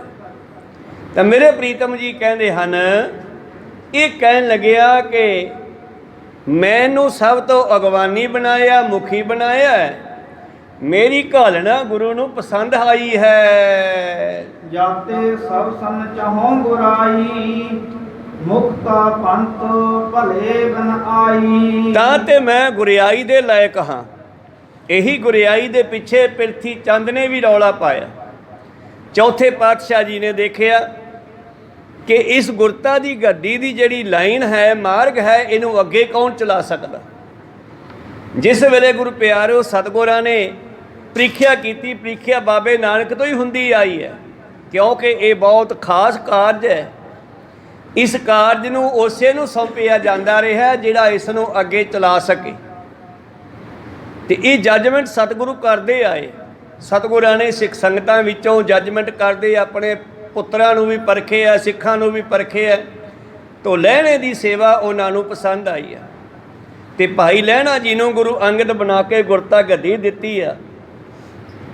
ਔਰ ਗੁਰੂ ਅੰਗਦ ਦੇ ਮਹਾਰਾਜ ਜੀ ਨੂੰ ਫਿਰ ਸਤਿਗੁਰੂ ਅਮਰਦਾਸ ਜੀ ਦੀ ਸੇਵਾ ਭਾ ਗਈ ਆ ਤੇ ਗੁਰੂ ਅਮਰਦਾਸ ਜੀ ਨੂੰ ਸੇਵਾ ਜਿਹੜੀ ਹੈ ਸਤਿਗੁਰੂ ਰਾਮਦਾਸ ਜੀ ਦੀ ਭਾ ਗਈ ਆ, ਜਿਨ੍ਹਾਂ ਨੇ ਗੁਰੂ ਘਰ ਦਾ ਸਾਰਾ ਕਾਰਭਾਰ ਆਪਣੇ ਮੋਢਿਆਂ ਤੇ ਚੱਕਿਆ। ਗੁਰੂ ਘਰ ਦੇ ਜਵਾਈ ਹੁੰਦੇ ਵੀ ਨਿਮਰਤਾ ਸਹਿਤ ਸੇਵਕਾਂ ਵਿੱਚ ਸੇਵਕਾਂ ਦੇ ਸੇਵਕ ਬਣ ਕੇ ਰਹੇ ਸਤਿਗੁਰੂ ਰਾਮਦਾਸ ਜੀ ਮਹਾਰਾਜ। ਔਰ ਉਸ ਤੋਂ ਬਾਅਦ ਅੱਗੇ ਇਹਨਾਂ ਦੇ 3 ਪੁੱਤਰਾਂ ਦੀ ਵਾਰੀ ਆਈ ਤੇ 3 ਪੁੱਤਰਾਂ ਦੇ ਵਿੱਚੋਂ ਵੀ ਫਿਰ ਪ੍ਰੀਖਿਆ ਹੋਣੀ ਸ਼ੁਰੂ ਹੋਈ। ਤੇ ਪਹਿਲੀ ਵਾਰ ਗੱਲ ਬਣੀ ਜਦੋਂ ਸਤਿਗੁਰੂ ਰਾਮਦਾਸ ਪਾਤਸ਼ਾਹ ਜੀ ਦੇ ਤਾਏ ਦੇ ਪੁੱਤਰ ਦਾ ਵਿਆਹ ਸੀ। ਸਤਿਗੁਰਾਂ ਦੇ ਭਤੀਜੇ ਦੀ ਸ਼ਾਦੀ ਸੀ ਤੇ ਇਹਨਾਂ ਨੇ ਪ੍ਰਿਥੀ ਚੰਦ ਨੂੰ ਕਿਹਾ ਵੀ ਤੂੰ ਸ਼ਾਦੀ ਵੀ ਚਲਿਆ ਜਾ, ਤੇਰੇ ਤਾਏ ਦੇ ਪੁੱਤਰ ਦੀ ਸ਼ਾਦੀ ਆ। ਤੇ ਇਹਦਾ ਹੁਣ ਖਿਆਲ ਸੀਗਾ ਕਿ ਗੁਰੂ ਘਰ ਦਾ ਪ੍ਰਬੰਧ ਮੇਰੇ ਹੱਥ 'ਚ ਹੈ ਤੇ ਜੇ ਮੈਂ ਕਿਤੇ 10 ਦਿਨ ਆਸੇ-ਪਾਸੇ ਮਹੀਨਾ ਚਲਿਆ ਗਿਆ ਨਾ ਤੇ ਗੁਰੂ ਘਰ ਦਾ ਪ੍ਰਬੰਧ ਕੋਈ ਹੋਰ ਸਾਂਭ ਲਵੇਗਾ ਤੇ ਮੁੜ ਕੇ ਮੈਨੂੰ ਮਿਲਣਾ ਨਹੀਂ। ਕਹਿੰਦਾ ਛੱਡ ਬਾਪੂ, ਮੈਂ ਨਹੀਂ ਜਾਂਦਾ, ਮੇਰੇ ਬਿਨਾਂ ਤਾਂ ਗੁਰਦੁਆਰਾ ਨਹੀਂ ਚੱਲਦਾ। ਉਹ ਇੱਕ ਵਾਰ ਨਾ ਜੇਠਾੜ ਦਾ ਮਹੀਨਾ ਗੱਡਾ ਤੁਰਿਆ ਜਾ ਰਿਹਾ ਤੇ ਕੁੱਤੇ ਨੂੰ ਗਰਮੀ ਆ ਗਈ, ਧੁੱਪ ਲੱਗੀ, ਗੱਡੇ ਦੇ ਹੇਠਾਂ ਵੜ ਗਿਆ। ਚੱਲਦਾ ਚੱਲਦਾ ਗੱਡੇ ਦੇ ਹੇਠਾਂ ਸੁਸਤਾਇਆ, ਥੋੜਾ ਆਰਾਮ ਆਇਆ, ਮੁੜਕਾ ਮੜਕਾ ਸੁੱਕਿਆ। ਸ਼ਾਮੇ ਤੁਰਿਆ ਜਾਂਦਾ। ਜਦੋਂ ਫਰੈਸ਼ ਜਿਹਾ ਹੋ ਗਿਆ ਫਿਰ ਦਿਮਾਗ ਖਰਾਬ ਹੋ ਗਿਆ ਕਿ ਬਈ ਗੱਡਾ ਮੇਰੇ ਕਰਕੇ ਤੁਰਿਆ ਜਾ ਰਿਹਾ ਹੈ। ਕਹੋ ਸਤਨਾਮ, ਇਹ ਗੱਡਾ ਮੇਰੇ ਕਰਕੇ ਤੁਰਿਆ ਜਾਂਦਾ, ਜੇ ਮੈਂ ਥੱਲੇ ਨਿਕਲ ਗਿਆ ਤੇ ਗੱਡਾ ਖੜ ਜਾਣਾ। ਕਹੋ ਸਤਨਾਮ, ਤੇ ਨਾਲ ਤੁਰਿਆ ਗਿਆ। ਪਰ ਮੂਰਖ ਨੂੰ ਇਹ ਨਹੀਂ ਪਤਾ ਕਿ ਮੈਂ ਗੱਡੇ ਦੀ ਛਾਵੇਂ ਤੁਰਿਆ ਜਾ ਰਿਹਾ। ਤੇ ਪ੍ਰਿਥੀ ਚੰਦ ਕਹਿੰਦਾ ਕਿ ਇਹਦਾ ਪ੍ਰਬੰਧ ਮੇਰੇ ਬਿਨਾਂ ਨਹੀਂ ਚੱਲਣਾ, ਇੰਨੀ ਸੰਗਤ ਨੂੰ ਮੈਂ ਸੰਭਾਲਦਾ, ਜਿਹਨੂੰ ਕੀ ਦੇਣਾ ਕਿਹਨੂੰ ਕੀ ਦੇਣਾ ਉਹ ਮੇਰਾ ਖਿਆਲ ਹੈ। ਗੁਰੂ ਰਾਮਦਾਸ ਪਾਤਸ਼ਾਹ ਕਹਿੰਦੇ ਚੰਗਾ। ਮਹਾਦੇਵ ਨੂੰ ਕਿਹਾ ਪੁੱਤਰ ਤੂੰ ਵਗ ਜਾ। ਉਹ ਹੋਰ ਸੁਭਾਅ ਦਾ ਬੰਦਾ ਸੀਗਾ, ਸਿੱਧੇ ਸਾਧੂ ਸੁਭਾਅ ਦਾ ਬੰਦਾ ਸੀ। ਕਹਿੰਦਾ ਛੱਡ ਬਾਪੂ, ਕੌਣ ਤਾਇਆ ਕੌਣ ਚਾਚਾ, ਆਪਾਂ ਤਾਂ ਇੱਥੇ ਠੀਕ ਆ। ਤੇ ਸਤਿਗੁਰੂ ਅਰਜਨ ਦੇਵ ਛੋਟੇ ਪੁੱਤਰ ਨੂੰ ਕਿਹਾ ਪੁੱਤਰਾ ਫਿਰ ਤੂੰ ਵਗ ਜਾ। ਤੇ ਇਹ ਗੱਦੀ ਉਸ ਨੂੰ ਮਿਲਦੀ ਹੈ ਜਿਹੜਾ 7 ਬਚਨ ਦਾ ਅਧਿਕਾਰੀ ਹੁੰਦਾ। ਤੇ ਉਹਨਾਂ ਨੇ 7 ਬਚਨ ਕਰਕੇ ਮੰਨਣਾ ਕੀਤਾ, ਜਿਵੇਂ ਉਹਨਾਂ ਨੇ ਕਿਹਾ। ਲੰਬੇ ਨਾ ਜਾਈਏ ਆਪਾਂ, ਤਾਂ ਉਹਨਾਂ ਦੀ ਸੇਵਾ ਭਾ ਗਈ। ਤੇ ਭਾਵੇਂ ਪ੍ਰਿਥੀ ਚੰਦ ਨੇ ਬੜਾ ਜ਼ੋਰ ਲਾਇਆ ਪਰ ਗੁਰਤਾ ਗੱਦੀ ਦੀ ਬਾਗਡੋਰ ਗੁਰੂ ਅਰਜਨ ਦੇਵ ਜੀ ਨੂੰ ਸੌਂਪੀ ਹੈ। ਉਹਨਾਂ ਤੋਂ ਹਰਗੋਬਿੰਦ ਸਾਹਿਬ ਜੀ ਕੋਲ ਆ ਗਈ। ਹਰਗੋਬਿੰਦ ਸਾਹਿਬ ਜੀ ਦੇ 5 ਪੁੱਤਰ 1 ਧੀ ਆ, ਪਰ ਉਹਨਾਂ ਨੇ ਇਹ ਗੁਰਤਾ ਗੱਦੀ ਆਪਣੇ ਪੋਤਰੇ ਹਰ ਰਾਏ ਸਾਹਿਬ ਨੂੰ ਦਿੱਤੀ ਆ। ਕੋਈ ਸਤਨਾਮ ਸੀ। ਤੇ ਹਰ ਰਾਏ ਸਾਹਿਬ ਮਹਾਰਾਜ ਜੀ ਨੇ ਇਹ ਗੁਰਤਾ ਗੱਦੀ ਅੱਗੇ ਦੇਣੀ ਸੀ। ਇੱਕ ਦਿਨ ਗੁਰੂ ਪਿਆਰਿਓ ਔਰੰਗਜ਼ੇਬ ਦੇ ਕੋਲੋਂ ਬੰਦੇ ਆਏ ਵੀ ਤੁਸੀਂ ਸਾਡੇ ਨਾਲ ਉੱਥੇ ਚੱਲੋ, ਦਿੱਲੀ ਚਰਨ ਪਾਓ। ਹਰ ਰਾਏ ਸਾਹਿਬ ਜੀ ਕਹਿਣ ਲੱਗੇ ਵੀ ਅਸੀਂ ਤਾਂ ਜਾਣਾ ਨਹੀਂ, ਸਿੱਖ ਸੰਗਤਾਂ ਦੇ ਨਾਲ ਸਲਾਹ ਮਸ਼ਵਰਾ ਕਰਦੇ ਆ। ਤਾਂ ਫਿਰ ਸਲਾਹ ਹੋਈ ਵੀ ਐਦਾਂ ਕਰੋ ਮਹਾਰਾਜ, ਗੁਰੂ ਘਰ ਦੀ ਵਡਿਆਈ ਦੱਸਣ ਵਾਸਤੇ ਕਿਸੇ ਸਿੱਖ ਨੂੰ ਭੇਜੋ। ਸਲਾਹ ਮਸ਼ਵਰਾ ਹੋਇਆ। ਸਲਾਹ ਕਰਦੇ ਕਰਦੇ ਕਹਿੰਦੇ ਵੀ ਐਂ ਕਰੋ ਵੀ ਤੁਹਾਡੇ ਪੁੱਤਰ ਨੂੰ ਭੇਜ ਦਿਓ, ਰਾਮ ਰਾਏ ਨੂੰ। ਤੇ ਸਤਿਗੁਰਾਂ ਨੇ ਬੇਅੰਤ ਪਾਵਰਾਂ ਦੇ ਕੇ ਰਾਮ ਰਾਏ ਜੀ ਨੂੰ ਭੇਜ ਦਿੱਤਾ। ਤੇ ਰਾਮ ਰਾਏ ਨੇ ਉੱਥੇ ਬਹੁਤ ਸ਼ਕਤੀਆਂ ਵਿਖਾਈਆਂ। ਗੁਰੂ ਨਾਨਕ ਦੇ ਘਰ ਵਿੱਚ ਬੜੀ ਸ਼ਕਤੀ ਹੈ। ਨਾਨਕ ਦਾਸ ਮੁਖ ਤੇ ਜੋ ਬੋਲੇ ਇਹਾਂ ਉਹਾਂ ਸੱਚ ਹੋਵੇ। ਜੋ ਰਾਮ ਰਾਏ ਮੁਖ ਤੋਂ ਕਹਿੰਦਾ ਤੁਰੰਤ ਹੋ ਜਾਂਦਾ ਗੁਰੂ ਪਿਆਰਿਓ। ਇਸ ਕਰਕੇ ਅਖੀਰ ਤੇ ਜਦੋਂ ਪੰਕਤੀ ਬਦਲ ਦਿੱਤੀ ਤੇ ਫਿਰ ਪਾਤਸ਼ਾਹ ਨੇ ਤਿਆਗ ਦਿੱਤਾ ਤੇ ਗੁਰਤਾ ਗੱਦੀ ਛੋਟੇ ਪੁੱਤਰ ਹਰਕ੍ਰਿਸ਼ਨ ਮਹਾਰਾਜ ਜੀ ਨੂੰ ਦੇ ਦਿੱਤੀ। ਤੇ ਉਹਨਾਂ ਨੇ ਇਹ ਗੁਰਤਾ ਗੱਦੀ ਗੁਰੂ ਪਿਆਰਿਓ ਸਤਿਗੁਰੂ ਤੇਗ ਬਹਾਦਰ ਜੀ, ਜੋ ਰਿਸ਼ਤੇਦਾਰੀ ਵਿੱਚੋਂ ਇਹਨਾਂ ਦੇ ਬਾਬੇ ਭਾਵ ਦਾਦੇ ਲੱਗਦੇ ਆ, ਪੋਤੇ ਤੋਂ ਦਾਦੇ ਕੋਲ ਆ ਗਈ। ਤੇ ਉਹ ਗੁਰਤਾ ਗੱਦੀ ਅੱਗੇ ਗੁਰੂ ਗੋਬਿੰਦ ਸਿੰਘ ਮਹਾਰਾਜ ਜੀ ਦੇ ਕੋਲ ਪਹੁੰਚੀ। ਤੇ ਗੁਰੂ ਗੋਬਿੰਦ ਸਿੰਘ ਜੀ ਨੇ ਆਉਣ ਵਾਲੇ ਸਮੇਂ ਨੂੰ ਵਿਚਾਰਦਿਆਂ ਹੋਇਆਂ ਵੀ ਘਰ ਘਰ ਹੋਏ ਵਹੇਗੇ ਰਾਮਾ, ਇਹ ਤਾਂ ਘਰ ਘਰ ਰੱਬ ਬਣ ਬਣ ਕੇ ਬੈਠਣਗੇ। ਇੱਕ ਐਸੀ ਮੈਜੋਰਟੀ ਬਣਾਈ ਪੰਜ ਪਿਆਰਿਆਂ ਦੀ ਸਾਜਨਾ ਕੀਤੀ ਔਰ ਉਹਨਾਂ ਨੂੰ ਗੁਰੂ ਗ੍ਰੰਥ ਸਾਹਿਬ ਜੀ ਦੀ ਤਾਬਿਆ ਕਰਕੇ ਪੂਰਨ ਗੁਰੂ ਬਣਾ ਦਿੱਤਾ। ਔਰ ਫਿਰ ਆਗਿਆ ਭਈ ਅਕਾਲ ਕੀ ਤਵੈ ਚਲਾਇਓ ਪੰਥ, ਸਭ ਸਿੱਖਣ ਕੋ ਹੁਕਮ ਹੈ ਗੁਰੂ ਮਾਨਿਓ ਗ੍ਰੰਥ। ਐਸਾ ਸਿਸਟਮ ਬਣਾ ਦਿੱਤਾ ਕਿ ਰਹਿੰਦੀ ਦੁਨੀਆ ਤੱਕ ਹੁਣ ਕੋਈ ਆਪ ਨਹੀਂ ਗੁਰੂ ਬਣ ਕੇ ਬੈਠ ਸਕੇਗਾ। ਗੁਰੂ ਦੇ ਚਰਨਾਂ ਵਿੱਚ ਬੈਠ ਕੇ ਇਹਦੀ ਬਾਣੀ ਦੇ ਉਪਦੇਸ਼ ਨੂੰ ਅੱਗੇ ਰਿਪੀਟ ਕਰ ਸਕੇਗਾ, ਪਰ ਗੁਰੂ ਨਹੀਂ ਬਣ ਸਕੇਗਾ। ਪੰਜ ਪਿਆਰਿਆਂ ਨੂੰ ਅਥਾਰਟੀ ਦਿੱਤੀ ਹੈ। ਪੰਜ ਪਿਆਰੇ ਹੀ ਗੁਰੂ ਵਾਲਾ ਰੋਲ ਕਰ ਸਕਦੇ ਹੈ। ਹਾਂ, ਪੰਜ ਸਿੱਖ ਦੇ ਸਾਈਡ ਤੇ ਬੈਠ ਕੇ ਗੁਰੂ ਗ੍ਰੰਥ ਸਾਹਿਬ ਤੋਂ ਬਗੈਰ ਵੀ ਉਹ ਗੁਰੂ ਨਹੀਂ ਬਣ ਸਕਦੇ। ਕਹੋ ਸਤਿਨਾਮ। ਗੁਰੂ ਗ੍ਰੰਥ ਸਾਹਿਬ ਦੀ ਤਾਬਿਆ ਦੇ ਵਿੱਚ ਜਾ ਕੇ ਹੀ ਪੰਜ ਪਿਆਰਿਆਂ ਦਾ ਰੋਲ ਕਰ ਸਕਦੇ ਆ, ਅਲੱਗ ਜਾ ਕੇ ਨਹੀਂ। ਗੁਰੂ ਗ੍ਰੰਥ ਸਾਹਿਬ ਤੋਂ ਬਗੈਰ ਅਸੀਂ ਕੁਛ ਵੀ ਨਹੀਂ ਹੈ। ਤਾਂ ਬੰਦਾ ਸਿੰਘ ਬਹਾਦਰ ਜਿਹੜਾ ਹੈ, ਇੱਥੋਂ ਦਾ ਮਾਹੌਲ ਦੇਖ ਕੇ, ਇੱਥੋਂ ਦਾ ਵਾਤਾਵਰਨ ਦੇਖ ਕੇ ਹਰਿਮੰਦਰ ਸਾਹਿਬ ਦਾ, ਇਹਦਾ ਮੱਤ ਹੋਰ ਬਦਲ ਗਈ ਹੈ, ਭਾਵ ਹੋਰ ਵਿਗੜ ਗਈ ਹੈ। ਹੁਣ ਇਹ ਚਾਹੁੰਦਾ ਹੈ ਕਿ ਮੈਂ ਸਾਰਿਆਂ ਦਾ ਮੁਖੀ ਬਣਾ, ਮੈਂ ਗੁਰੂ ਬਣਾ, ਕਿਉਂਕਿ ਮੇਰੇ 'ਚ ਬੜੀ ਪਾਵਰ ਹੈ। ਗੁਰਤਾ ਕੋ ਲਛਣ ਮੁਝ ਦੇ ਸਕਲ ਖਾਲਸਾ ਦਰਸ਼ਨ ਲਹਿ। ਔਰ ਸਾਰੇ ਜਿਹੜੇ ਖਾਲਸੇ ਭਾਵ ਸਿੱਖ ਹਨ, ਇਹ ਮੇਰੇ ਦਰਸ਼ਨ ਕਰਨ ਔਰ ਮੈਨੂੰ ਗੁਰੂ ਸਮਝਣ। ਇਹ ਜਬ ਕਹੀ ਲਹੀ ਸਭ ਪੰਥਾ, ਕਰੀ ਤਰਕ ਨਾਹਨ ਮਾਨੈ ਸੰਥਾ। ਜਦੋਂ ਇਸ ਨੇ ਗੱਲ ਸਾਰਿਆਂ ਵਿੱਚ ਕਹੀ ਕਿ ਮੇਰੇ ਤੇ ਚੌਰ ਸਾਹਿਬ ਕਰੋ, ਮੈਂ ਮੁਖੀ ਹਾਂ, ਮੇਰੇ ਕੋਲੇ ਪਾਵਰ ਹੈ, ਤਾਂ ਸਾਰੇ ਸਿੱਖਾਂ ਨੂੰ ਇਹ ਗੱਲ ਆਊਟ ਲੱਗੀ। ਇਹ ਗਲਤ ਹੈ, ਇਹ ਕੀ ਕਹਿ ਰਿਹਾ ਹੈ। ਇਸੇ ਗੱਲ ਪਿੱਛੇ ਤਾਂ ਜਦੋਂ ਤੋਰਿਆ ਸੀ ਗੁਰੂ ਗੋਬਿੰਦ ਸਿੰਘ ਮਹਾਰਾਜ ਜੀ ਨੇ, ਸ੍ਰੀ ਸਾਹਿਬ ਦੇਣ ਲੱਗੇ ਸੀ, ਸਿੰਘਾਂ ਨੇ ਕਿਹਾ ਮਹਾਰਾਜ ਕੀ ਤੁਸੀਂ ਇਹਨੂੰ ਸਾਡਾ ਗੁਰੂ ਬਣਾ ਕੇ ਤੋਰ ਰਹੇ ਹੋ? ਨਹੀਂ ਨਹੀਂ, ਇਹ ਤੁਹਾਡਾ ਗੁਰੂ ਨਹੀਂ ਹੈ, ਜਰਨੈਲ ਹੈ। ਇਹ ਫੌਜਾਂ ਦਾ ਜਰਨੈਲ ਬਣਾ ਕੇ ਭੇਜ ਰਿਹਾ। ਗੁਰੂ ਦੀ ਗੱਲ ਕੱਲ੍ਹ ਨੂੰ ਕਰਾਂਗੇ। ਫਿਰ ਦੂਜੇ ਦਿਨ ਗੁਰਤਾ ਗ੍ਰੰਥ ਸਾਹਿਬ ਜੀ ਦੇ ਕਰਕੇ ਹੁਕਮ ਦਿੱਤਾ ਕਿ ਗੁਰੂ ਗ੍ਰੰਥ ਸਾਹਿਬ ਦੀ ਬਾਣੀ ਹੀ ਗੁਰੂ ਹੈ ਸਾਡੀ। ਪੰਜ ਪਿਆਰੇ ਗੁਰੂ ਦਾ ਰੂਪ ਹਨ, ਇਹ ਜਰਨੈਲ ਹੈ।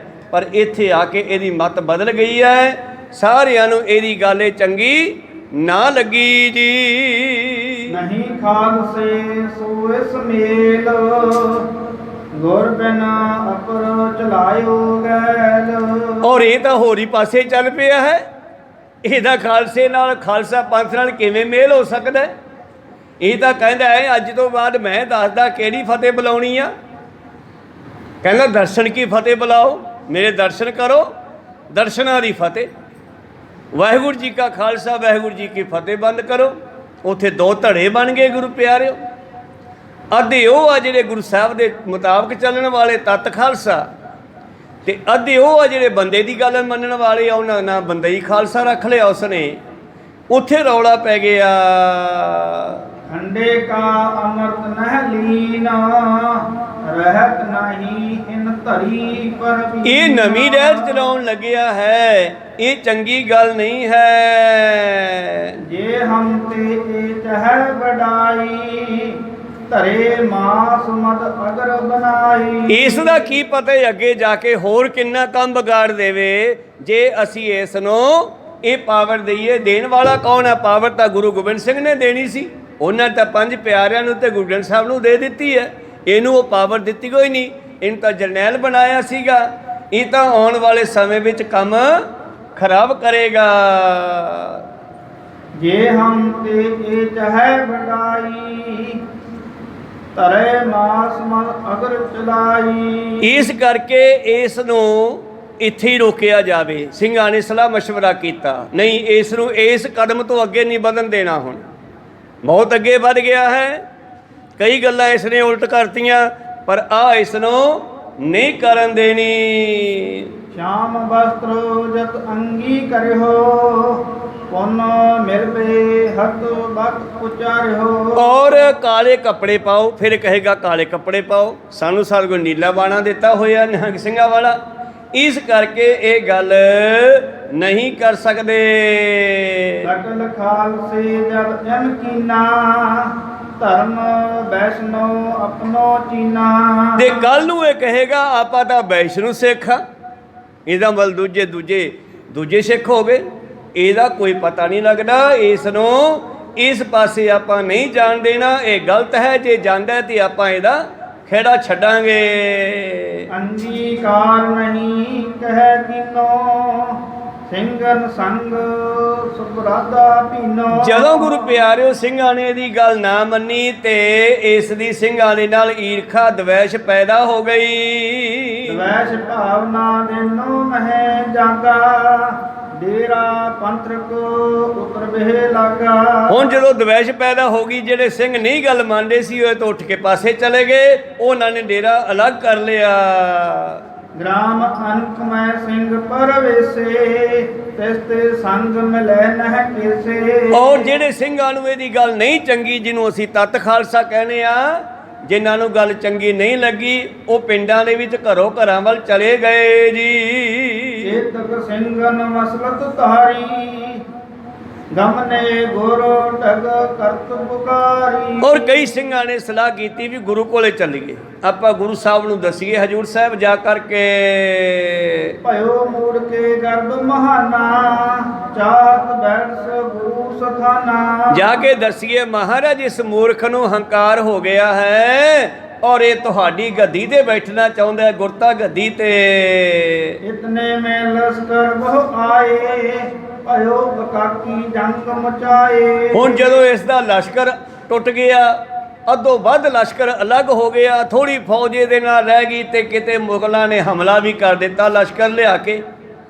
ਔਰ ਜਦ ਹਮਲਾ ਕੀਤਾ ਸਤਾ ਕੀਰਨ ਮੈਂ ਨਹੀਂ ਰਹੀ ਸਿੰਘ ਕਨੇ ਦਲ ਜਾਣੈ ਸਹੀ। ਔਰ ਉਹ ਜਿਹੜੀ ਤੀਰਾਂ ਵਾਲੀ ਤਾਕਤ ਸੀ ਉਹ ਵੀ ਚਲੀ ਗਈ। ਜਿਹੜਾ ਪਹਿਲਾਂ ਤੀਰ ਸਿੱਧਾ ਕਰਦਾ ਸੀ ਨਾ, ਸ਼ਹੀਦੀ ਫੌਜਾਂ ਆ ਜਾਂਦੀਆਂ ਸੀਗੀਆਂ, ਉਹ ਵੀ ਕਹਿੰਦੇ ਹੁਣ ਨਹੀਂ ਆਉਂਦੀਆਂ। ਸਤਿਗੁਰ ਤਾਂ ਉੱਥੇ ਬੈਠਾ ਵੀ ਜਾਨੀ ਜਾਣ ਸਭ ਜਾਣਦਾ ਹੈ। ਉਹ ਤਾਕਤ ਵੀ ਇਸ ਦੀ ਖਤਮ ਹੋ ਗਈ। ਇਮ ਬੰਦੇ ਕੋ ਭਇਓ ਪ੍ਰਸੰਗ ਨਿਤ ਪ੍ਰੇਤ ਹੋਵਤ ਕਨੇਰੇ ਜੰਗ। ਇਸ ਤਰ੍ਹਾਂ ਬੰਦੇ ਦੇ ਨਾਲ ਜੰਗ ਹੋਣ ਲੱਗੇ, ਪਰ ਜਿਹੜੇ ਤਤ ਖਾਲਸਾ ਭਾਵ ਗੁਰੂ ਨੂੰ ਮੰਨਣ ਵਾਲੇ ਸਿੰਘ ਸਨ ਉਹ ਇਸ ਤੋਂ ਅਲੱਗ ਹੋਣ ਲੱਗੇ ਜੀ। ਅਬ ਗੁਰ ਕਥਾ ਸੁਨੋ ਜਮ ਭਈ ਅਬ ਚਲ ਨਗਰ ਸੁਰਖਾ ਕਈ। ਉਧਰ ਆਪਾਂ ਕਥਾ ਸੁਣਦੇ ਆ ਜਿਵੇਂ ਗੁਰੂ ਗੋਬਿੰਦ ਸਿੰਘ ਜੀ ਅਬਚਲ ਨਗਰ ਹਨ। ਕਬ ਅਰਕੁੰਡ ਦਖੇਰ ਸੁਧਾਵੈ ਵਿਚਾਰੈ ਬ੍ਰਹਮੈ ਪੁਨ ਚਲ ਆਵੈ। ਔਰ ਸਤਿਗੁਰੂ ਪਾਤਸ਼ਾਹ ਹਜੂਰ ਸਾਹਿਬ ਦੇ ਵਿੱਚ ਇੱਧਰ ਉੱਧਰ ਸ਼ਿਕਾਰ ਕਰਨ ਚਲੇ ਜਾਂਦੇ ਆ। ਕਦੇ ਘੋੜੇ ਤੇ ਚੜ੍ਹ ਕੇ ਗੁਰੂ ਪਿਆਰਿਓ ਨਦੀਆਂ ਦੇ ਕਿਨਾਰੇ, ਗੋਦਾਵਰੀ ਦੇ ਕਿਨਾਰੇ ਜਾ ਕਰਕੇ ਸ਼ੈਰ ਸਪਾਟਾ ਕਰਦੇ ਹਨ। ਧਾਰੈ ਭਾਉ ਕੋ ਰਹਿ ਸੋ ਸਰਨੀ ਤਿਸੈ ਧਰਾਏ ਜਥਾ ਨਿਤ ਧਰਨੀ। ਔਰ ਜੇ ਕੋਈ ਸ਼ਰਧਾ ਭਾਵਨਾ ਦੇ ਨਾਲ ਸਤਿਗੁਰ ਦੇ ਚਰਨੀ ਆ ਕੇ ਪੈਂਦਾ ਹੈ, ਉਹਨੂੰ ਦੁਨੀਆ 'ਚੋਂ ਐਂ ਤਾਰ ਦਿੰਦੇ ਆ ਜਿਵੇਂ ਕੋਈ ਨਦੀ ਦੇ ਵਿੱਚੋਂ ਕਿਸ਼ਤੀ ਨਾਲ ਤਰ ਜਾਂਦਾ। ਸਾ ਬਹਾਦਰ ਦੱਖਣ ਦੇਸ਼ एर कर साध्यो सकल विशेष। ਔਰ ਬਹਾਦਰ ਸ਼ਾਹ ਜਿਸ ਨੇ ਦੱਖਣ ਦੇ ਇਲਾਕੇ ਨੂੰ ਆਪਣੇ ਕੰਟਰੋਲ 'ਚ ਕੀਤਾ, ਇਹਨੂੰ ਗੱਦੀ ਤੇ ਬਿਠਾ ਦੇਣਾ, ਫਿਰ ਇਹਨੇ ਸਾਰੇ ਸੂਬਿਆਂ ਦੇ ਵੀ ਜਾ ਜਾ ਕੇ ਲੋਕਾਂ ਨੂੰ ਦੱਸਣਾ ਕੀਤਾ ਕਿ ਮੈਂ ਰਾਜਾ ਹਾਂ, ਔਰ ਰਾਜਿਆਂ ਨੂੰ ਆਪਣੇ ਅੰਡਰ ਕਰਦਾ ਫਿਰਦਾ ਸੀਗਾ। ਦੱਖਣ ਦੇ ਰਾਜਿਆਂ ਨੂੰ ਵੀ ਆਪਣੇ ਅੰਡਰ ਕੀਤਾ ਹੈ। ਉਹਨਾਂ ਨੇ ਵੀ ਇਸ ਨੂੰ ਗੁਰੂ ਪਿਆਰਿਓ ਭੇਟਾਵਾਂ ਦੇ ਕਰਕੇ ਅਪਣਾਉਣਾ ਕੀਤਾ ਹੈ, ਆਪਣਾ ਰਾਜਾ ਮੰਨਿਆ ਹੈ। ਦੇਸ ਪੰਜਾਬ ਗਦ ਕਰ ਦੀਨਾ, ਸੂਬੇ ਕੇਤਕ ਮਾਰ ਕਰ ਲੀਨਾ। ਇਧਰ ਬੰਦਾ ਬਹਾਦਰ ਨੇ ਪੰਜਾਬ ਦੇਸ਼ ਦੇ ਵਿੱਚ ਸਾਰੇ ਸੂਬੇਦਾਰਾਂ ਨੂੰ ਖਤਮ ਕਰ ਦਿੱਤਾ, ਜਿਹੜੇ ਐਂਟੀ ਚੱਲੇ ਸਨ ਮੁਗਲਾਂ ਦੇ ਸੂਬੇਦਾਰ, ਔਰ ਦੇਸ਼ ਨੂੰ ਗਰਦ ਵਿੱਚ ਮਿਲਾ ਦਿੱਤਾ ਹੈ ਉਹਨੇ ਸੂਬੇਦਾਰਾਂ ਨੂੰ, ਉਹਨਾਂ ਮੁਗਲਾਂ ਦੇ ਰਾਜਿਆਂ ਨੂੰ। लाखों लश्कर लर लर हने, जननी मारो नहीं तब जने। ਔਰ ਲੱਖਾਂ ਦੀ ਗਿਣਤੀ ਵਿੱਚ ਮੁਗਲਾਂ ਦੇ ਲਸ਼ਕਰ, ਇਹਦੇ ਨਾਲ ਵੀ ਬਹੁਤ ਫੌਜਾਂ ਭਾਵ ਮਾਰੇ ਗਏ ਜਿਵੇਂ ਕਿ ਕਦੇ ਜੰਮੇ ਨਹੀਂ ਹੁੰਦੇ ਮਾਂ ਨੇ। सतगुर ऐसो सिख पठायो, देश उजारियो धूर मिलायो। ਐਸੀ ਪਾਵਰ ਦਿੱਤੀ ਹੈ ਗੁਰੂ ਸਾਹਿਬ ਨੇ ਬੰਦਾ ਸਿੰਘ ਬਹਾਦਰ ਨੂੰ ਕਿ ਦੇਸ਼ ਵਿੱਚ ਉਜਾੜਾ ਮਚਾ ਦਿੱਤਾ ਹੈ ਜੀ।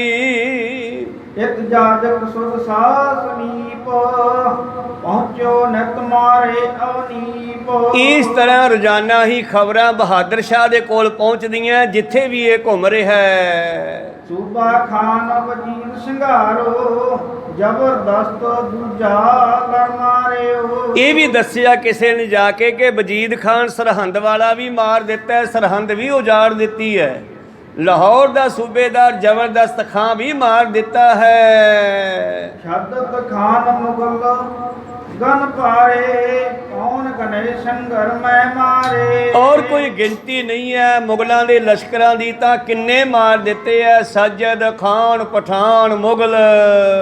ਦਿੱਲੀ ਮੈਂ ਦਬਕਾ ਬਹੁ ਪਕੜਿਓ, ਲੂਟੇ ਆਨ ਸਬਨ ਮਹਿ ਉਰ ਡਰਿਓ। ਔਰ ਦਿੱਲੀ ਦੇ ਵਿੱਚ ਵੀ ਦਬਕਾ ਭਾਵ ਡਰ ਪੈਦਾ ਹੋ ਗਿਆ। ਦਿੱਲੀ ਦੇ ਮੁਗਲ ਵੀ ਡਰਨ ਲੱਗੇ ਬਈ ਕਿਤੇ ਇਹ ਜਿਹੜਾ ਗੁਰੂ ਦਾ ਸਿੱਖ ਹੈ ਪਤਾ ਨਹੀਂ ਕਿਹੋ ਜੀ ਪਾਵਰ ਰੱਖਦਾ, ਕਿਤੇ ਦਿੱਲੀ ਤੇ ਆ ਕੇ ਹਮਲਾ ਨਾ ਕਰ ਦੇਵੇ।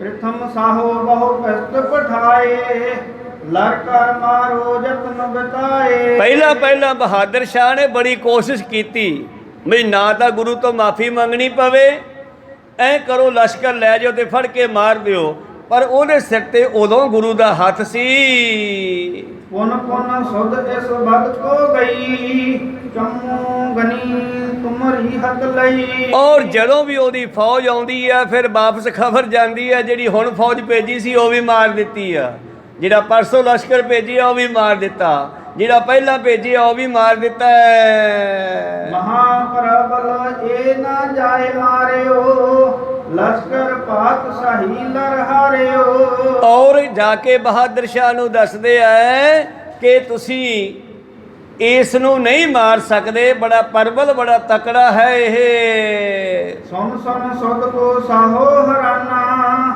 ਜਾਨੀ ਗੁਰ ਕੀ ਬਖਸ਼ ਮਹਾਨਾ। ਹੁਣ ਇਸ ਨੂੰ ਪਤਾ ਲੱਗਿਆ ਵੀ ਗੁਰੂ ਦੀ ਪਾਵਰ ਕਿੰਨੀ ਹੈ, ਗੁਰੂ ਦੀ ਬਖਸ਼ਿਸ਼ ਕਿੰਨੀ ਹੈ। ਜਿਸ ਨੇ ਇਸ ਬੰਦਾ ਸਿੰਘ ਨੂੰ ਥਾਪੜਾ ਦੇ ਕੇ ਭੇਜਿਆ, ਇਹ ਕਿਸੇ ਤੋਂ ਕਾਬੂ ਨਹੀਂ ਆਉਂਦਾ। ਅਪਰ ਜਤਨ ਤਿਸ ਕੋ ਨਹਿ ਕੋਈ, ਗੁਰ ਟਿਕ ਜਾਓ ਹਟਾਵੈ ਸੋਈ। ਔਰ ਇਸ ਦਾ ਜੇ ਬਾਗਡੋਰ ਹੱਥ ਵਿੱਚ ਹੈ ਤੇ ਗੁਰੂ ਦੇ ਹੱਥ ਵਿੱਚ ਹੀ ਹੈ, ਹੋਰ ਕੋਈ ਯਤਨ ਨਹੀਂ। ਬਥੇਰਾ ਲਸ਼ਕਰ ਮਰਵਾ ਲਿਆ ਮੈਂ ਗੁਰੂ ਨੂੰ ਜਾ ਕੇ ਮਨਾਵਾਂ, ਬੇਨਤੀ ਕਰਾਂ, ਮਾਫੀ ਮੰਗਾਂ, ਉਹ ਹੀ ਮੋੜ ਸਕਦੇ ਹਨ। ਐਮ ਵਿਚਾਰ ਕਰ ਕੂਚ ਬਡੇਰੇ, ਪਹੁੰਚੋ ਆਨ ਪ੍ਰਭੂ ਕੇ ਨੇਰੇ। ਤਾਂ ਇਹ ਪੁੱਛ ਗਿੱਛ ਕਰਕੇ ਵੀ ਗੁਰੂ ਗੋਬਿੰਦ ਸਿੰਘ ਕਿੱਥੇ ਹਨ ਪਤਾ ਲੱਗਿਆ ਵੀ ਨੰਦੇੜ ਹਜੂਰ ਸਾਹਿਬ ਅਬਚਲ ਨਗਰ ਹਨ। ਤਾਂ ਗੁਰੂ ਸਾਹਿਬ ਦੇ ਵੱਲ ਚੱਲੇ ਆ ਫੌਜ ਲੈ ਕੇ, ਆਪਣੇ ਬੰਦੇ ਲੈ ਕੇ, ਕੁਝ ਗਿਣੇ ਚੁਣੇ। ਪਠੇ ਵਕੀਲ ਬਸਾਲਮ ਸਾਹਿਬ, ਆਨ ਕਹਿਰਿਓ ਡੇਰਾ ਜਹ ਸਾਹਿਬ। ਔਰ ਇਸ ਨੇ ਆਪਣੇ ਵਕੀਲ ਭਾਵ ਵਿਚੋਲੇ ਭਾਵ ਗੱਲਬਾਤ ਕਰਨ ਵਾਲੇ ਬੰਦੇ ਭੇਜਦਾ ਹੈ, ਮੁਸਾਹਿਬ ਭੇਜਦਾ ਹੈ, ਸਤਿਗੁਰਾਂ ਦੇ ਥੋੜੀ ਦੂਰੀ ਤੇ ਡੇਰਾ ਕਰਕੇ ਮਿਲਣ ਦਾ ਟਾਈਮ ਮੰਗਦਾ ਹੈ। ਮਿਲ ਬੇ ਕਾਰਨ ਚਾਹਤ ਰਹੇ, ਸ੍ਰੀ ਸਤਿਗੁਰ ਨਾਹਿ ਕਹੂੰ ਕਹੇ। ਇਹਦੇ ਭੇਜੇ ਹੋਏ ਬੰਦਿਆਂ ਨੇ ਕੋਸ਼ਿਸ਼ ਕੀਤੀ ਗੁਰੂ ਸਾਹਿਬ ਨੂੰ ਮਿਲਣ ਦੀ, ਪਰ ਗੁਰੂ ਸਾਹਿਬ ਨੇ ਉਹਨਾਂ ਨੂੰ ਡਾਹ ਨਹੀਂ ਦਿੱਤੀ। ਭਾਵ ਜਦੋਂ ਮਿਲਣ ਵਾਸਤੇ ਜਾਂਦੇ ਆ ਗੁਰੂ ਸਾਹਿਬ ਉੱਥੇ ਹੁੰਦੇ ਨਹੀਂ, ਜਿੱਧਰ ਦੱਸ ਪੈਂਦੀ ਆ ਉਧਰ ਜਾਂਦੇ ਆ, ਉਧਰ ਨਹੀਂ ਮਿਲਦੇ। ਭਾਵ ਗੁਰੂ ਸਾਹਿਬ ਨੇ ਇਹਨਾਂ ਨੂੰ ਕੋਈ ਰਾਹ ਨਹੀਂ ਦਿੱਤਾ ਹਲੇ। ਹਮ ਸੋ ਆਹਦ ਕਰਿਓ ਫਿਰ ਗਇਓ, ਏਕ ਸਵਾਲ ਕੋ ਦੇਤ ਨਾ ਭਇਓ। ਤੇ ਜੇ ਕਦੇ ਗੱਲ ਹੋਈ ਵੀ ਹੈ ਤੇ ਗੁਰੂ ਸਾਹਿਬ ਕਹਿੰਦੇ ਸਾਡੇ ਨਾਲ ਵਾਅਦਾ ਕਰਕੇ ਮੁੱਕਰ ਗਿਆ ਹੈ, ਸਾਡਾ ਇੱਕ ਸਵਾਲ ਪੂਰਾ ਨਹੀਂ ਕਰ ਸਕਿਆ। ਤਬ ਹਮ ਆਪਨੋ ਸਿੱਖ ਪਠਾਇਓ, ਹਿਤ ਦਹੋਰੀ ਨਿਜ ਪਲਟਾ ਪਾਇਓ। ਤਾਂ ਅਖੀਰ ਇਸ ਨੂੰ ਉਡੀਕ ਕੇ, ਇਸ ਨੂੰ ਪੁੱਛ ਕੇ, ਇਹਨੂੰ ਸਭ ਕੁਝ ਕਰਕੇ ਜਦੋਂ ਵੇਖਿਆ ਵੀ ਇਹ ਸਾਡੀ ਗੱਲ ਨਹੀਂ ਮੰਨਦਾ, ਤਾਂ ਸਾਨੂੰ ਆਪਣਾ ਸਿੱਖ ਭੇਜਣਾ ਪਿਆ। ਅਸੀਂ ਆਪਣਾ ਬਦਲਾ ਲੈਣਾ ਸੀਗਾ, ਦਰੋਹੀਆਂ ਨੂੰ ਧੋਖੇਬਾਜ਼ਾਂ ਨੂੰ ਮਾਰ ਦਿੱਤਾ ਹੈ। ਕਹਿਰੋ ਫਰੇਬ ਅਬ ਦਇਓ ਜਵਾਬ, ਬਿਗਾਰੇ ਸੁਲਤਾਨ ਕਰੇ ਸਿਤਾਬ। ਔਰ ਜਦ ਬਾਦਸ਼ਾਹ ਨੇ ਸਾਡੇ ਨਾਲ ਫਰੇਮ ਕੀਤਾ ਹੈ, ਹੁਣ ਜਵਾਬ ਦੇ ਦਿੱਤਾ ਸੀ, ਤਾਂ ਅਸੀਂ ਫਰਮਾਇਆ ਸੀ ਕਿ ਤੇਰੀ ਸਲਤਨ ਵਿਗੜ ਜਾਵੇਗੀ। ਸਾਨੂੰ ਉਦੋਂ ਕਹਿੰਦਾ ਸੀਗਾ ਜੀ ਜੇ ਮੈਂ ਤੁਹਾਨੂੰ ਇਹ ਬੰਦੇ ਫੜਾਉਣ ਲੱਗ ਪਿਆ ਤਾਂ ਮੇਰੇ ਰਾਜ ਵਿੱਚ ਰੌਲਾ ਪੈ ਜਾਵੇਗਾ, ਮੁਗਲ ਮੇਰੇ ਐਂਟੀ ਹੋ ਜਾਣਗੇ। ਮੇਰੋ ਜੋਰ ਪਰੇ ਜਬ ਭਾਰਾ, ਸਭ ਚਾਹਿਓ ਦੇ ਸਵਾਲ ਹਮਾਰਾ। ਕਹਿੰਦਾ ਥੋੜੇ ਜੇ ਮੇਰੇ ਪੈਰ ਜੰਮ ਜਾਣ ਦਿਓ, ਮੈਨੂੰ ਸਾਲ 2 ਸਾਲ ਕਿਹੜਾ ਰਾਜ ਕਰ ਲੈਣ ਦਿਓ, ਫੇਰ ਮੈਂ ਤੁਹਾਨੂੰ ਬੰਦੇ ਫੜਾ ਦੂੰਗਾ। ਸਮਝ ਸਾਹੂ ਕੀ ਟਾਲ ਬਸਾਲਾ, ਨਿਜ ਸੇਵਕ ਉਤ ਪਠਾਇਓ ਕਰਾਲਾ। ਤੇ ਸਤਿਗੁਰਾਂ ਨੇ ਵੇਖਿਆ ਵੀ ਇਹ ਟਾਲ ਮਟੋਲ ਕਰਦਾ, ਇਹਨੇ ਕੋਈ ਬੰਦੇ ਨਹੀਂ ਫੜਾਉਣਗੇ, ਇਹ ਸਾਨੂੰ ਕੁਝ ਕਰਨਾ ਪੈਣਾ। ਤਾਂ ਫਿਰ ਆਪਣੇ ਸੇਵਕ ਦੇ ਉੱਤੇ ਬੇਅੰਤ ਪਾਵਰ ਕਿਰਪਾ ਕਰਕੇ ਗੁਰ ਦੇਹੋਰੀ ਸਭ ਹਮ ਕੋ ਮਾਰੈ, ਤੇਜ ਬੁਲੰਦ ਦੇਸ ਵਿਸਤਾਰੈ। ਔਰ ਬੰਦਾ ਸਿੰਘ ਬਹਾਦਰ ਦੇ ਰਾਹੀਂ ਜਿੰਨੇ ਗੁਰੂ ਦਰੋਹੀ ਸਨ, ਚਾਹੇ ਉਹ ਵਜੀਦਾ ਸੀ, ਚਾਹੇ ਗੁਰੂ ਪਿਆਰੋ ਸੰਢੌਰੇ ਵਾਲੇ ਸਨ, ਚਾਹੇ ਸਮਾਣੇ ਵਾਲੇ ਸਨ, ਤੇ ਚਾਹੇ ਹੋਰ ਵੀ ਦੂਜੇ ਤੀਜੇ ਜ਼ਬਰਦਸਤ ਵਰਗੇ ਜੋ ਵੀ ਸਨ, ਸੁੱਚਾ ਨੰਦ ਦੇ ਵੀ ਨੱਕ ਵਿੱਚ ਨਕੇਲ ਪਾ ਕੇ ਗੁਰੂ ਪਿਆਰਿਓ ਉਸ ਨੂੰ ਵੀ ਮਾਰਿਆ। ਇਸ ਤਰ੍ਹਾਂ ਜਿੰਨੇ ਵੀ ਦੁਸ਼ਟਾਂ ਨੇ ਗੁਰੂ ਘਰ ਦੇ ਵੱਲ ਕਹਿਰੀ ਅੱਖ ਨਾਲ ਵੇਖਿਆ ਸੀਗਾ, ਉਹਨਾਂ ਦਾ ਖਾਤਮਾ ਹੀ ਹੋਇਆ। ਤੇ ਇਹ ਰਹਿੰਦੀ ਦੁਨੀਆ ਤਾਂ ਗੁਰੂ ਦਾ ਬਚਨ ਚੱਲਦਾ ਰਹਿਣਾ, ਯਾਦ ਰੱਖਿਓ। ਜਦੋਂ ਵੀ ਕੋਈ ਗੁਰੂ ਘਰ ਦੇ ਵੱਲ ਕਹਿਰੀ ਅੱਖ ਨਾਲ ਝਾਕਦਾ, ਗਲਤ ਸੋਚ ਨਾਲ ਝਾਕਦਾ, ਫਿਰ ਉਹ ਬਚਦਾ ਨਹੀਂ। ਕਹੋ ਸਤਨਾਮ। ਤੁਸੀਂ ਪਿਛਲੇ ਇਤਿਹਾਸ ਸਾਰੇ ਫਰੋਲ ਲਓ, ਮੈਨੂੰ ਕਹਿਣ ਦੀ ਲੋੜ ਨਹੀਂ। ਗੁਰੂ ਪਿਆਰੋ ਅਹਿਮਦ ਸ਼ਾਹ ਅਬਦਾਲੀ ਮੁਗਲਾਂ ਤੋਂ ਲੈ ਕੇ ਅੰਗਰੇਜ਼ਾਂ ਤੋਂ ਲੈ ਕੇ ਅੱਜ ਦੀ ਡੇਟ ਤੱਕ ਵੇਖ ਲਓ, ਜਿਨ੍ਹਾਂ ਨੇ ਵੀ ਗੁਰੂ ਨਾਨਕ ਦੇ ਘਰ ਦੇ ਐਂਟੀ ਚੱਲਣਾ ਕੀਤਾ, ਫਿਰ ਉਹ ਬਹੁਤਾ ਸਮਾਂ ਨਹੀਂ ਰਹਿੰਦਾ, ਉਹਨਾਂ ਦਾ ਰਾਜ ਪਾਕ ਖਤਮ ਹੋ ਜਾਂਦਾ, ਉਹਨਾਂ ਚੜ੍ਹਿਆ ਸੂਰਜ ਛਿਪ ਜਾਂਦਾ। ਗੁਰੂ ਪਿਆਰਿਓ ਉਹਨਾਂ ਦੇ ਰਾਜ ਦੀਆਂ ਜਿਹੜੀਆਂ ਸਫਾਂ ਭਲੇਟੀਆਂ ਜਾਂਦੀਆਂ। ਤੇ ਸਤਿਗੁਰੂ ਪਾਤਸ਼ਾਹ ਜੀ ਕਹਿੰਦੇ ਇਹਨੇ ਸਾਨੂੰ ਟਾਲ ਮਟੋਲ ਕੀਤੀ, ਅਸੀਂ ਆਪਣਾ ਬੰਦਾ ਭੇਜ ਕੇ ਆਪਣਾ ਬਦਲਾ ਲੈ ਲਿਆ।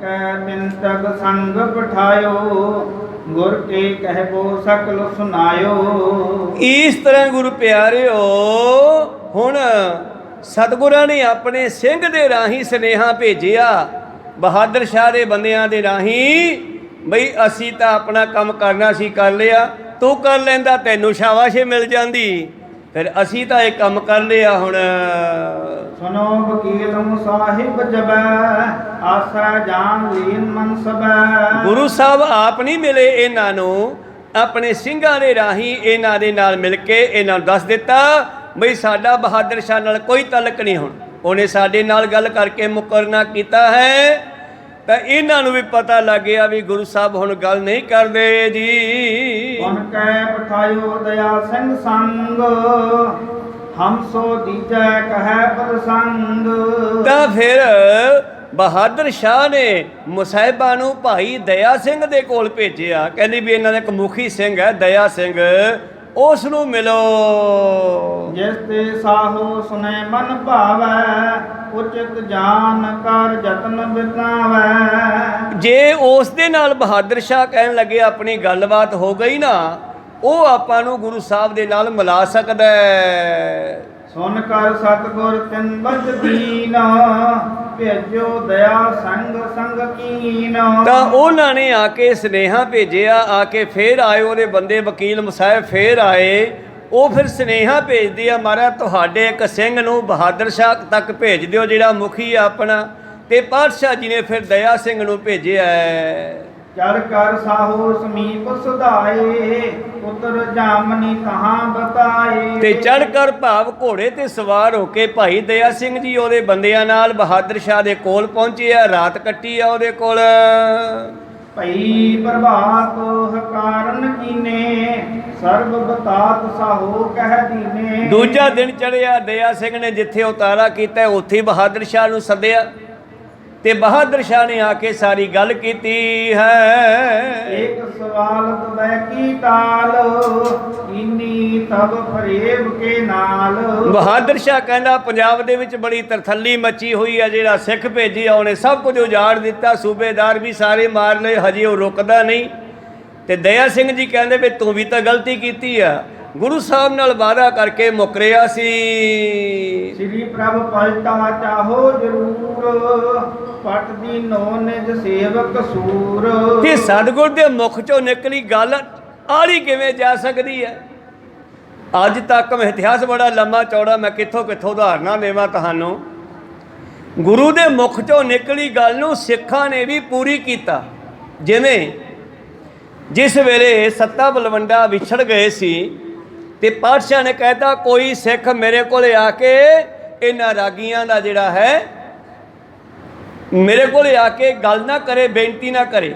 ਜੇ ਕੋਈ ਆਊਗਾ ਮੈਂ ਉਹਦਾ ਮੂੰਹ ਕਾਲਾ ਕਰਕੇ ਸ਼ਹਿਰ ਵਿੱਚ ਘੁਮਾ ਲੂੰਗਾ। ਤੇ ਉਸ ਵੇਲੇ ਗੁਰੂ ਪਿਆਰਿਓ ਫਿਰ ਲਾਹੌਰ ਵਾਲਾ ਭਾਈ ਸਾਹਿਬ ਉਸ ਨੂੰ ਜਾ ਕੇ ਸੱਤਾ ਬਲਵੰਡਾ ਹੋਰੀ ਮਿਲੇ ਤੇ ਉਸ ਨੇ ਫਿਰ ਆਪਣਾ ਪਹਿਲਾ ਮੂੰਹ ਕਾਲਾ ਕਰਕੇ ਆ ਕੇ ਮਿਲਣਾ ਕੀਤਾ। ਪਾਤਸ਼ਾਹ ਕਹਿੰਦੇ ਮੂੰਹ ਕਾਲਾ ਕੀਤਾ? ਕਹਿੰਦੇ ਜੀ ਤੁਹਾਡਾ ਬਚਨ ਹੋਇਆ ਹੈ, ਜੇ ਤੁਹਾਡਾ ਬਚਨ ਕਿਵੇਂ ਟਲ ਸਕਦਾ ਹੈ? ਜੇ ਮੈਂ ਇੱਥੇ ਨਾ ਕਰਦਾ ਗਾਹ ਕਰਨਾ ਪੈਂਦਾ, ਮੈਂ ਮੂੰਹ ਕਾਲਾ ਕਰ ਲਿਆ, ਤੁਹਾਡੀ ਸਜ਼ਾ ਭੁਗਤ ਲਈ, ਸ਼ਹਿਰ ਵਿੱਚ ਘੁੰਮ ਲਿਆ, ਹੁਣ ਤਾਂ ਬਖਸ਼ ਦਿਓ। ਚੱਲ ਕਹਿੰਦੇ ਜਾ ਪਹਿਲਾਂ ਮੂੰਹ ਧੋ ਕੇ ਆ ਆਪਣੇ ਸਰੋਵਰ ਤੇ, ਫਿਰ ਗੱਲ ਕਰਦੇ ਆ। ਇਸ ਕਰਕੇ ਗੁਰੂ ਦੇ ਮੁਖ ਚੋਂ ਨਿਕਲਿਆ ਬਚਨ ਕਿਵੇਂ ਨਾ ਪੂਰਾ ਹੋਵੇ। ਦਇਆ ਸਿੰਘ ਕਹਿੰਦੇ ਉਹਨਾਂ ਨੇ ਬਦਲਾ ਲੈਣ ਦੀ ਗੱਲ ਕੀਤੀ ਹੈ ਤੇ ਲੈਣਾ ਸੀ ਤੇ ਲੈ ਲਿਆ, ਤੇਰੇ ਸਾਹਮਣੇ ਆ। ਪਾਏ ਧੂਮ ਦੋਹਰੀ ਸਭ ਮਾਰੇ, ਕਿਮ ਬਚ ਸਕਹਿ ਘਰੇ ਅਗ ਭਾਰੇ। ਉਹ ਵੱਡੇ ਵੱਡੇ ਪਾਪੀ ਜਿਨ੍ਹਾਂ ਨੇ ਪਾਪ ਕੀਤੇ ਆ ਉਹ ਕਿਵੇਂ ਬਚ ਸਕਦੇ ਆ? ਆਹ ਦੇਖ ਲੈ ਤੇਰੇ ਸਾਹਮਣੇ ਸਾਰੇ ਰਗੜੇ ਪਏ ਆ, ਮਿੱਟੀ ਦੇ ਵਿੱਚ ਮਿਲਾ ਦਿੱਤੇ ਆ। ਤੂੰ ਕਹਿੰਦਾ ਸੀ ਮੈਂ ਫੜਾ ਨਹੀਂ ਸਕਦਾ। ਆਦ ਸਰਹੰਦ ਸੋ ਨਗਰ ਉਜਾਰੇ, ਦੇਸ਼ ਪੰਜਾਬ ਰੋ ਟੋਟਾ ਡਾਰੇ। ਉਹ ਦੇਸ਼ ਪੰਜਾਬ ਦੇ ਵਿੱਚ ਰੋਹ ਗੁੱਸੇ ਜੋਸ਼ ਦੇ ਨਾਲ ਕਿਵੇਂ ਸਰਹੰਦ ਦਾ ਖਾਤਮਾ ਕੀਤਾ ਤੇਰੇ ਸਾਹਮਣੇ ਆ। ਗੁਨਹੋ ਤੁਮ ਸਤਿਗੁਰੂ ਹਦੂਰ, ਕਰੋ ਅਰਜ ਜਮ ਬਣੀ ਜਰੂਰ। ਬਹਾਦਰ ਸ਼ਾਹ ਕਹਿੰਦਾ ਮੈਂ ਕੀ ਕਰਾਂ, ਮੇਰਾ ਰਾਜ ਖਰਾਬ ਹੋ ਰਿਹਾ, ਮੈਂ ਹੁਣ ਕੀ ਕਰਾਂ? ਦਇਆ ਸਿੰਘ ਕਹਿੰਦਾ ਤੂੰ ਆਪ ਜਾ, ਜੇ ਤੈਨੂੰ ਨਹੀਂ ਸਰਦਾ ਤੇ ਜਾ ਕੇ ਬੇਨਤੀ ਕਰ। ਖਿਮਾ ਧਾਰੇ ਬਖਸ਼ੇ ਤੁਮ ਤਾਈ, ਦੇਸ਼ ਉਚਾਰਤ ਮਿਟੇ ਤਦਾਈ। ਜੇ ਭਾਈ ਉਹ ਦਇਆ ਦੇ ਘਰ ਆ ਗਏ ਤੈਨੂੰ ਮਾਫ ਕਰ ਦਿੱਤਾ ਤਾਂ ਆਪਣੇ ਸਿੱਖ ਨੂੰ ਬੰਦੇ ਨੂੰ ਰੋਕ ਲੈਣਗੇ। ਜਿਮ ਕਹਿ ਦਇਆ ਸਿੰਘ ਮਨ ਭਾਇਓ, ਸੰਗ ਆਪਣੇ ਸਾਹੇ ਚੜਾਇਓ। ਇਸ ਦਾ ਮਸ਼ਵਰਾ ਹੋਇਆ ਤੇ ਬਹਾਦਰ ਸ਼ਾਹ ਕਹਿੰਦਾ ਮੈਂ ਤੇਰੇ ਨਾਲ ਹੀ ਚੱਲਦਾ। ਫਿਰ ਅਬ ਚਲ ਨਗਰ ਸਮੀਪੀ ਡੇਰੇ, ਉਤਰੇ ਕਹਿ ਕੇ ਪਏ ਕਨੇਰੇ। ਔਰ ਉੱਥੋਂ ਚੱਲ ਕੇ ਬਹਾਦਰ ਸ਼ਾਹ ਆਪਣੇ ਥੋੜੇ ਜਿਹੇ ਸਿਆਣੇ ਬੰਦੇ ਲੈ ਕੇ ਦਇਆ ਸਿੰਘ ਨਾਲ ਹਜੂਰ ਸਾਹਿਬ ਆਇਆ। ਥੋੜੀ ਦੂਰ ਤੇ ਡੇਰਾ ਕੀਤਾ। ਤੰਬੂ ਸਮਝਾਨੇ ਗੁਣ ਤਾਨੇ, ਦ੍ਰਿਸ਼ਟੀ ਭਰੇ ਦੂਰ ਲੱਗ ਜਾਣੇ। ਔਰ ਇਸ ਤਰ੍ਹਾਂ ਇੰਨੀ ਕੁ ਦੂਰੀ ਤੇ ਇਹਨੇ ਆਪਣਾ ਉਤਾਰਾ ਕੀਤਾ ਕਿ ਗੁਰੂ ਦੀ ਨਿਗਾਹ ਪੈਂਦੀ ਹੋਵੇ। ਦੋਹੇਰਾ ਰਸ ਬਤਾਈ ਜਾਮਨੀ ਪ੍ਰਾਤ ਭਾਈ ਜਬ ਆਏ, ਗੁਜਾਰਤ ਬਿਠਾਏ ਤਬੈ ਦਇਆ ਸਿੰਘ ਬੁਲਾਏ। ਔਰ ਉੱਥੇ ਰਾਤ ਕੱਟਦੇ ਹਨ। ਦੂਜੇ ਦਿਨ ਤੜਕੇ ਬਹਾਦਰ ਸ਼ਾਹ ਮਿਲਣ ਦੇ ਵਾਸਤੇ ਬੰਦੇ ਭੇਜਦਾ। ਇਹ ਵਿਚਾਰਾਂ ਆਪਾਂ ਅਗਲੇ ਦਿਨਾਂ ਵਿੱਚ ਸਰਵਣ ਕਰਾਂਗੇ। ਬੋਲਦਿਆਂ ਅਨੇਕਾਂ ਅੱਖਰ ਬਾਅਦ ਘਾਟ ਹੋ ਜਾਂਦੇ। ਸਿੱਖ ਸੰਗਤਾਂ ਦੇ ਸਤਿਗੁਰੂ ਬਖਸ਼ਣ ਜੋ ਹੈ ਬਖਸ਼ ਲੈਣਾ ਜੀ। ਸਮਾਪਤੀ ਕਰੀਏ। हे अच्युत हे पार ब्रह्म अविनाशी अगनाश।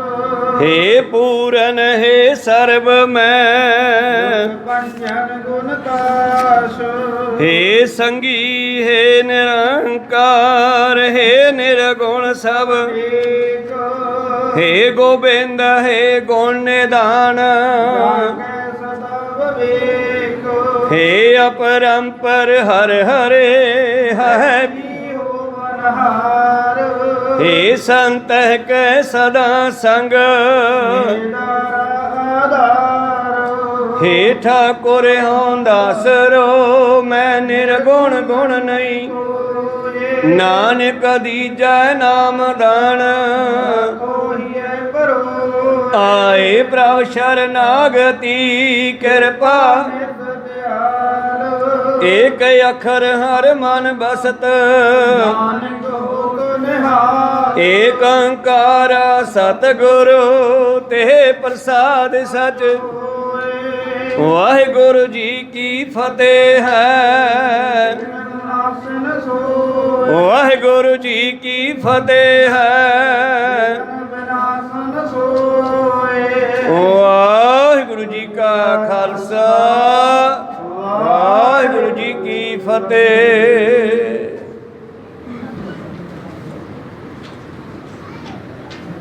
बहुत बहुत धन्यवाद ਸਰਬੱਤ ਸੰਗਤਾਂ ਜਿਨ੍ਹਾਂ ਨੇ ਹਾਜ਼ਰੀਆਂ ਭਰੀਆਂ ਗੁਰਜੇ ਸਰਵਣ ਕੀਤਾ। ਪਾਤਸ਼ਾਹ ਖੁਸ਼ੀ ਬਖਸ਼ਣ। ਆਓ ਕੀਰਤਨ ਦਾ ਸਮਾਂ ਹੋ ਰਿਹਾ, ਕੀਰਤਨ ਸਰਵਣ ਕਰੀਏ ਜੀ। ਬੁਲਾਓ ਫਤਿਹ ਪਾਓ ਫਤਿਹ। ਵਾਹਿਗੁਰੂ ਜੀ ਕਾ ਖਾਲਸਾ ਵਾਹਿਗੁਰੂ